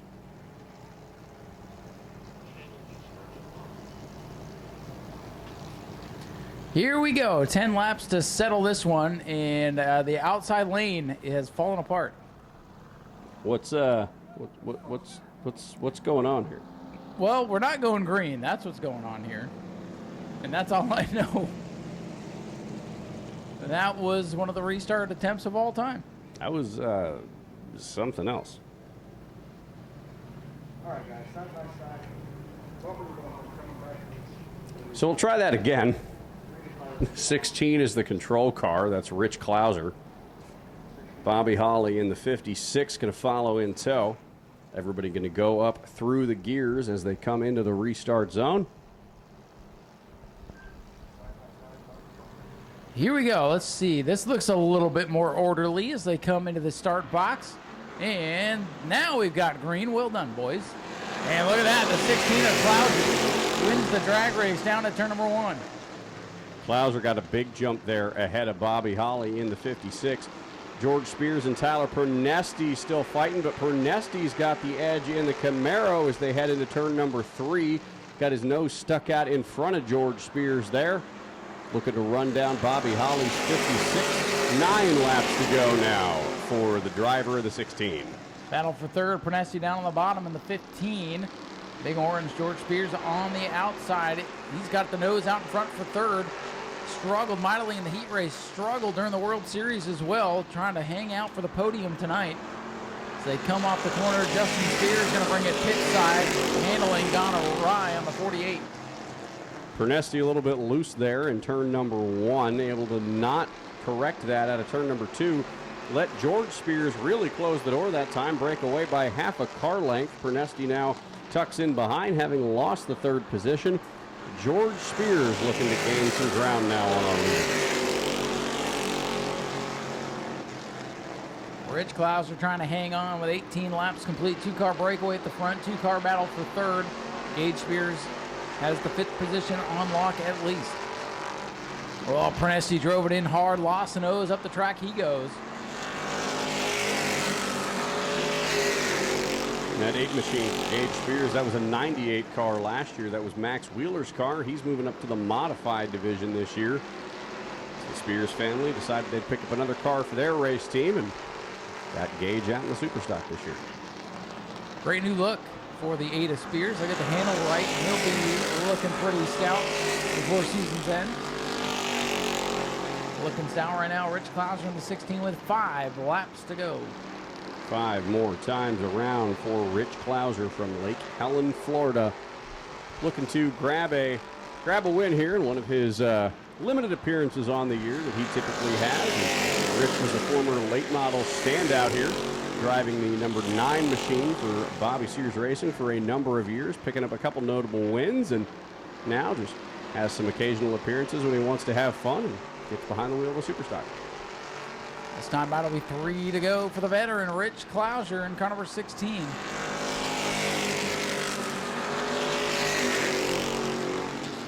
Bobby Holly trying to get up on the wheel, trying to make something happen. So George Spears in the 23, about a car length ahead of Tyler Pernesti in the 15 to take the 3rd spot. Pernesti going to shove his nose down there now to the inside. Couldn't get it to stick. It'll be 2 laps to go at the line for Rich Klauser. But the closest battle on track that I've got my eyes on is the one for the 3rd spot. In a 2-car breakaway as Rich Klauser is going to bring the 16. Pernesti really sending it into 3, but nothing doing. White flag is out, 1 lap to go. Rich Klauser in control. Bobby Holly, does he have anything left in the tank? Pernesti dives down to the inside. That's going to be the battle in this one. Down the back straightaway for the final time into turn number 3. And off corner number 4. It will be Blake Klauser's father coming around to pick up the win. Rich Klauser gets the win. 2nd goes to Bobby Holly, and George Spears hangs on for 3rd. Tyler Pernesti is going to get 4th. Gage Spears. Ladies and gentlemen, here he comes. Make some noise for your winner, Rich Klauser in car number 16.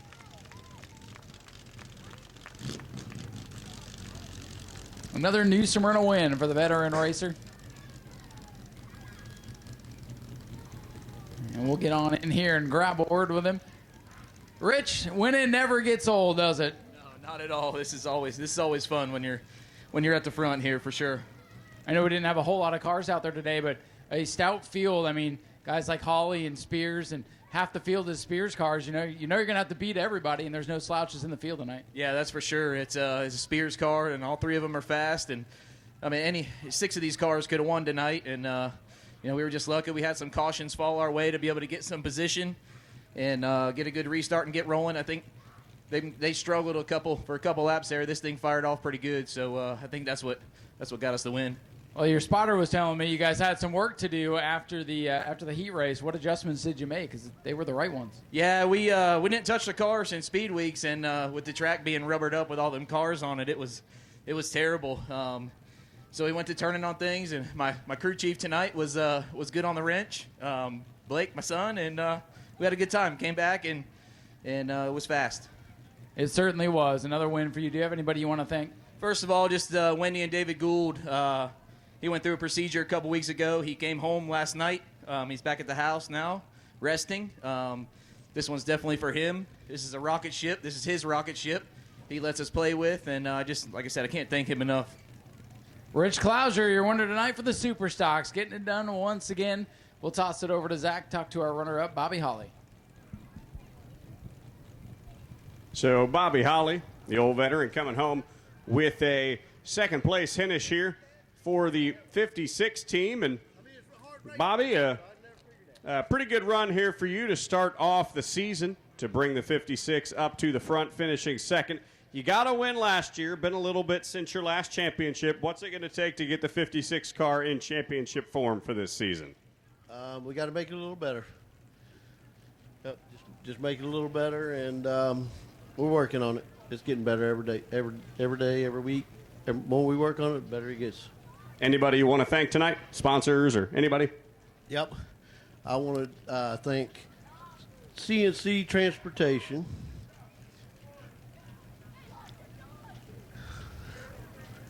Third is TNT, Thoroughbred Transportation. Cheryl and Stitches, Daytona Sportswear, Holly's Automotive. I'm thinking. All my grandkids are here tonight. One of them had to go home early. He little late for him tonight, but it was a good run for us. I want to thank my crew. I thank Aaron, my son, Cody, Matt, my girlfriend, his girlfriend, some of my grandkids are here. Bailey, everybody that helps us. I mean, it makes it worth it. Well, Bobby, congratulations, my friend, on your first run of the season. Coming home with a second place finish. We'll turn it on over to Ryan to talk to our defending track champion and third place finisher of the night, George Spears. Well, George, you had a battle to get up here on the podium today.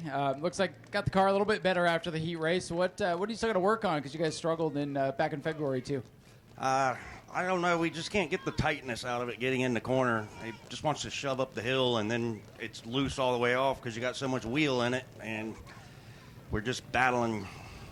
We were here Monday testing, spent 3 hours here testing on Monday. We got it a little better then, but it seems like somehow we went backwards since we got here today. So we'll keep plugging away at it. Is that car changes that you guys made, or is that just the track changing with the cooler temperatures and all the Speedweeks rubber and all that stuff? The Speedweeks rubber definitely, I mean, some of these guys got a hold of the track good, but, man, we were garbage Speedweeks. That was the worst I think we've ever been. And that rubber does make a big difference. But tonight was just a hard-earned third place. You guys, I mean, looked like you guys were out to lunch in the heat race. So you got to feel pretty good about the efforts to drive this thing up through the pack. Yeah, we made some changes after the heat race. We got it a little better. It's still not where it needs to be. I think I'm going to pull all the suspension out of it, and maybe I got something binding somewhere or something. I don't know. Seems like everything we do, it just doesn't change. So we got something wrong somewhere. Well, that'll keep you busy for the next couple of weeks. Do you have anybody you want to thank? Yeah, my car owner, Ed and Shelly Barber. Can't do this without them. My brother, my guys, my son, my wife, EJ, American Auto, PB Solutions, everybody. Huh? Jen, Spears Lawn Maintenance. I think that's it. I'm telling you, they got to write this on a poster board instead of just yelling at you, right? I know, right? That's what I need. George, good run tonight. George Spears brings it over the solid third place. We'll let the photos wrap up down here. One more race to go. The Mod Minis will be up next. 20 laps to close out the program. Appreciate you folks sticking around. I'm going to deliver $100 to a lucky fan here in a moment, thanks to one of the Mod Mini sponsors that we're going to tell you about. And we'll send it back up to Zach.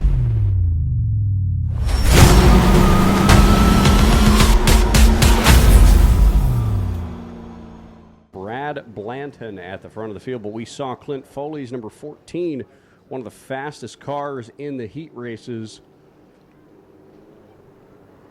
He's got to be the favorite, right? Oh, I'd imagine so. I would like to get a Mark Road interview in, though. One of the best interviews you'll ever have. Absolutely. Here we go, folks. Ernie Winton. He's got the Busch Light cans for Spindles as he comes out of the corners. And we are underway. Ernie Winton gets a big jump out to the front already. Getting a push out in front of Brad Blanton. Here comes Clint Foley's number 14 car. Looking to the inside of Blanton for the second spot, but he couldn't quite get it that time by. He's going to fall back, regroup, and try again. Ernie Winton going to lead lap number 1.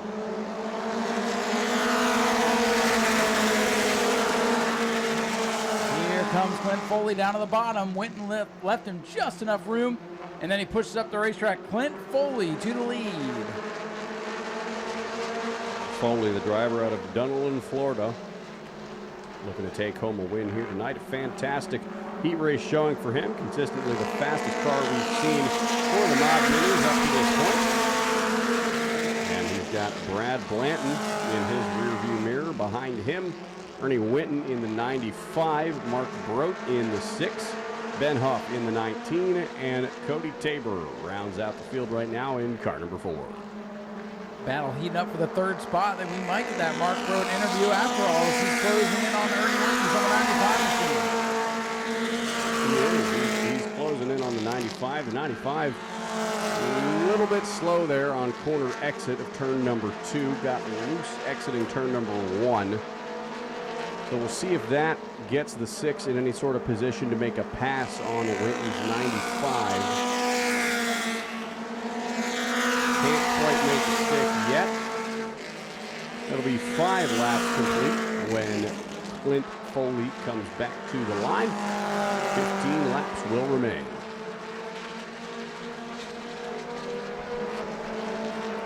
Mark Brote in the 6, putting the pressure on Ernie Winton for the final spot on the podium. Already a quarter of the way through this one, and Clint Foley continues to show the way. Foley, a late race substitute for the Stallnacker machine. Foley came out here a couple years ago in his own number 7, had a great season going until the very end, got caught up in a big dust-up in turn number 2. You're good to see him back behind the wheel and in control of the opener. So Clint Foley in the 14. Front by about 9 to 10 car lengths over Brad Blanton's number 17. Here comes Mark Brote. We're both watching the same thing. Brote looking for the 3rd position. I wanted to say lead for a second because that would have been exciting. Mark Brote in the 6 works the bottom of Ernie Winton's blue, black, and white machine. And he makes the pass. Brote going to move up to 3rd. And very narrow miss there for Clint Foley, sending the 4. Cody Tabor almost up into the wall there in turn number 3. Oh, he's still flirting with the wall here. Tabor, the rookie, getting a rude awakening here tonight as Mark Brote comes off the corner in the 3rd spot. Couple laps shy of halfway. Coming to the halfway point for the 14 of Clint Foley.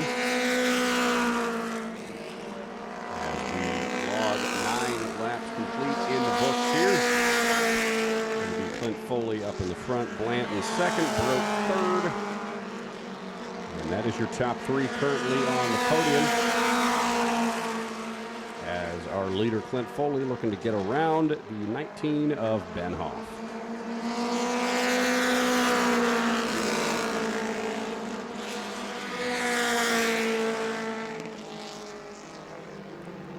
Clint Foley going around the 19 machine and now back into some clear racetrack.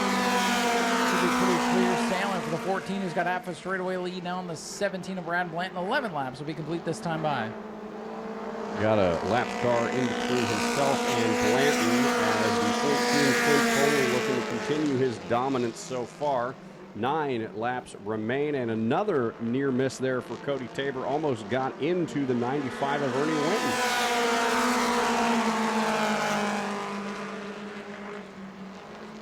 A lap up on the scoreboard for the dominant performer tonight, Clint Foley in car number 14.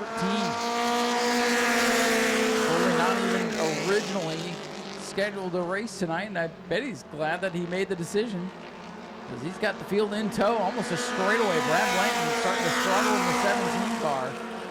Blanton's got over a straightaway on 3rd place, Mark Brote. Mark Brote, the Recon number 6 car. At 8 car lengths ahead of Ernie Winton's 95. So the battle for 3rd, not really a battle much anymore. But he will look currently to lock in a podium spot. As the 14 going to put the 4 a lap down again. So 2 laps down goes Cody Tabor. And Clint Foley shines the way with 6 laps remaining.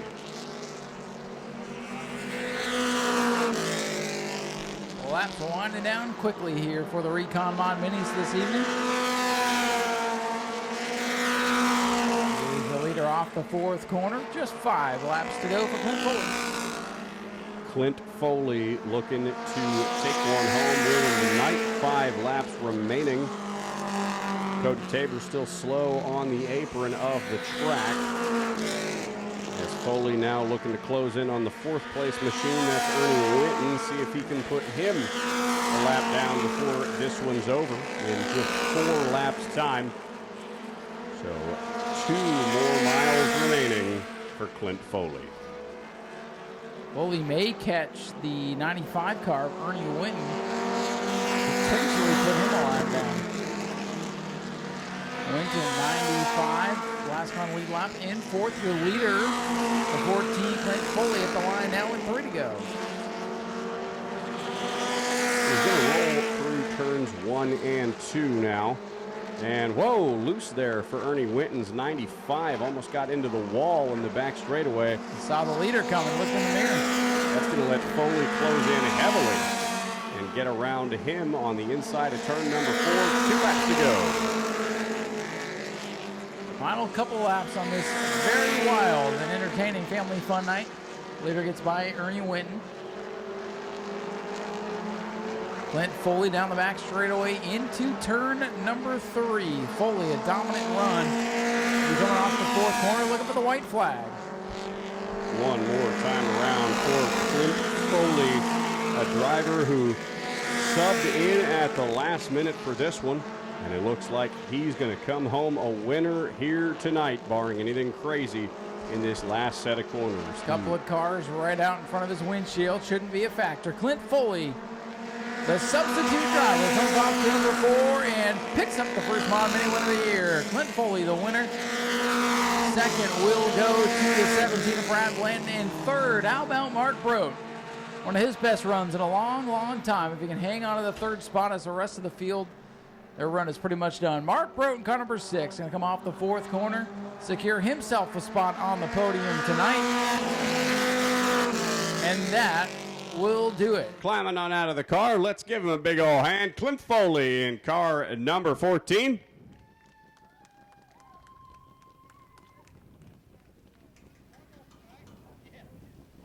He'll bring it on home with a win. And we got on over here, and Clint, my man, you win the first trophy of the season here, bringing it on home as a substitute driver, coming in at the last second, getting into the 14 and dominating this one, winning nearly every single lap and bringing it on home with the win. Great way to start the year. Well, thank you. I appreciate it. I want to thank Tater for letting me drive his car. We've been friends a long time, raced against each other forever. I love coming over to this racetrack and racing. Anyone else you want to thank tonight? Sponsors, people helping you get in this car ready for today? Yeah, we got Triple H Chassis who puts this thing under us at all times. Well, congratulations on your win of the season. We will turn it on over to Ryan to talk to a former track champion and runner-up Brad Blanton in car 17. Thank you, Zach. And I believe he's getting ready to clamber out of this number 17 machine, getting the Hans device there unhooked. Did get one update in tech. The 28 truck Nola Mesa was disqualified from his runner-up finish tonight. Other than that, everything's been good. Brad Blanton climbing out of his number 17. Another hard-earned run for him. Coming home 2nd tonight, the former champion. He's not forgotten how to wheel these Mod Mini machines, so he's been running for years and years and years. Brad Blanton, always good to see you up here on the podium here at New Smyrna. 2nd place tonight, Clint Foley. Got the best of everybody on this one, but got to feel good to be back up here, and I got to feel good to have this class back on the schedule for this season. Sure does. We got some sponsorship. I wrote it down this time. There you go. I want to thank Mark for putting together the sponsorship. We got Recon that came on board. I personally want to thank Ted Volpius Motorsports, Mark Wheeler Paint and Body, Jason West at Caskey Mowers, Daryl Weeks, and then I've got my daughter, and I've got Isaac with me today. And so we had a good time, just came up one short. Had a little bit of a slip on the clutch, so just couldn't get off to a good go. The good news is you got a couple of weeks to tweak on it, and I guess the best news is we'll see you at the next Family Fun Night, and hopefully it'll be one spot better. Yeah, I'm looking forward to it. And I like your strategy, writing everything down. George Spears has got to take some notes from your notes. Yeah. Well, I messed it up several times in a row, so I thought I'd better write it down this time. That's a good way to do it. Brad, good to see you out here. Congratulations on a good run. Thank you. Ladies and gentlemen, Brad Blanton getting congratulations from Clint Foley, your runner-up tonight. And let's pass it over to Zach, who will hear from Mark Brote. Mark Brote coming home with a third-place finish, getting around Ernie Winton here, bringing it home third. And Mark, what a start to the season out here for you, ending up on the podium. Yeah, we're doing pretty good. We want to thank Recon for coming aboard and sponsoring us and everything for the season. And Todd Hott over there with Sun State Utilities, thank you very much for all your cooperation and help. And we got a few more perks coming in, and we're going to go ahead and get this class built up. And these guys, I don't know. I can't keep up with them, but I'm going to try. Anyone you want to thank tonight? Oh, I think my whole family's here and everything. My wife right there smiling. She's happy, I hope. You know? But, yeah, all my family and everything. And like I said, Recon and everybody, Seminole Pool Supplies. And let's put this together. Thank you all for sticking around with us. I know we're a late one. Hopefully put a good show on for y'all. You know? Mark, congratulations, my friend. You coming home with a third-place finish here tonight. And, well, that's going to wrap it on up for us here at the first Family Fun Night of the season here at the new Smyrna Speedway. We will see you again next week for the Catch the Wave 60, the debut of the late models out here, everybody. My name is Zach Miles. Up there with me calling the action has been Mr. Ryan Stevens. Get home safe. God bless you all, and have a good night.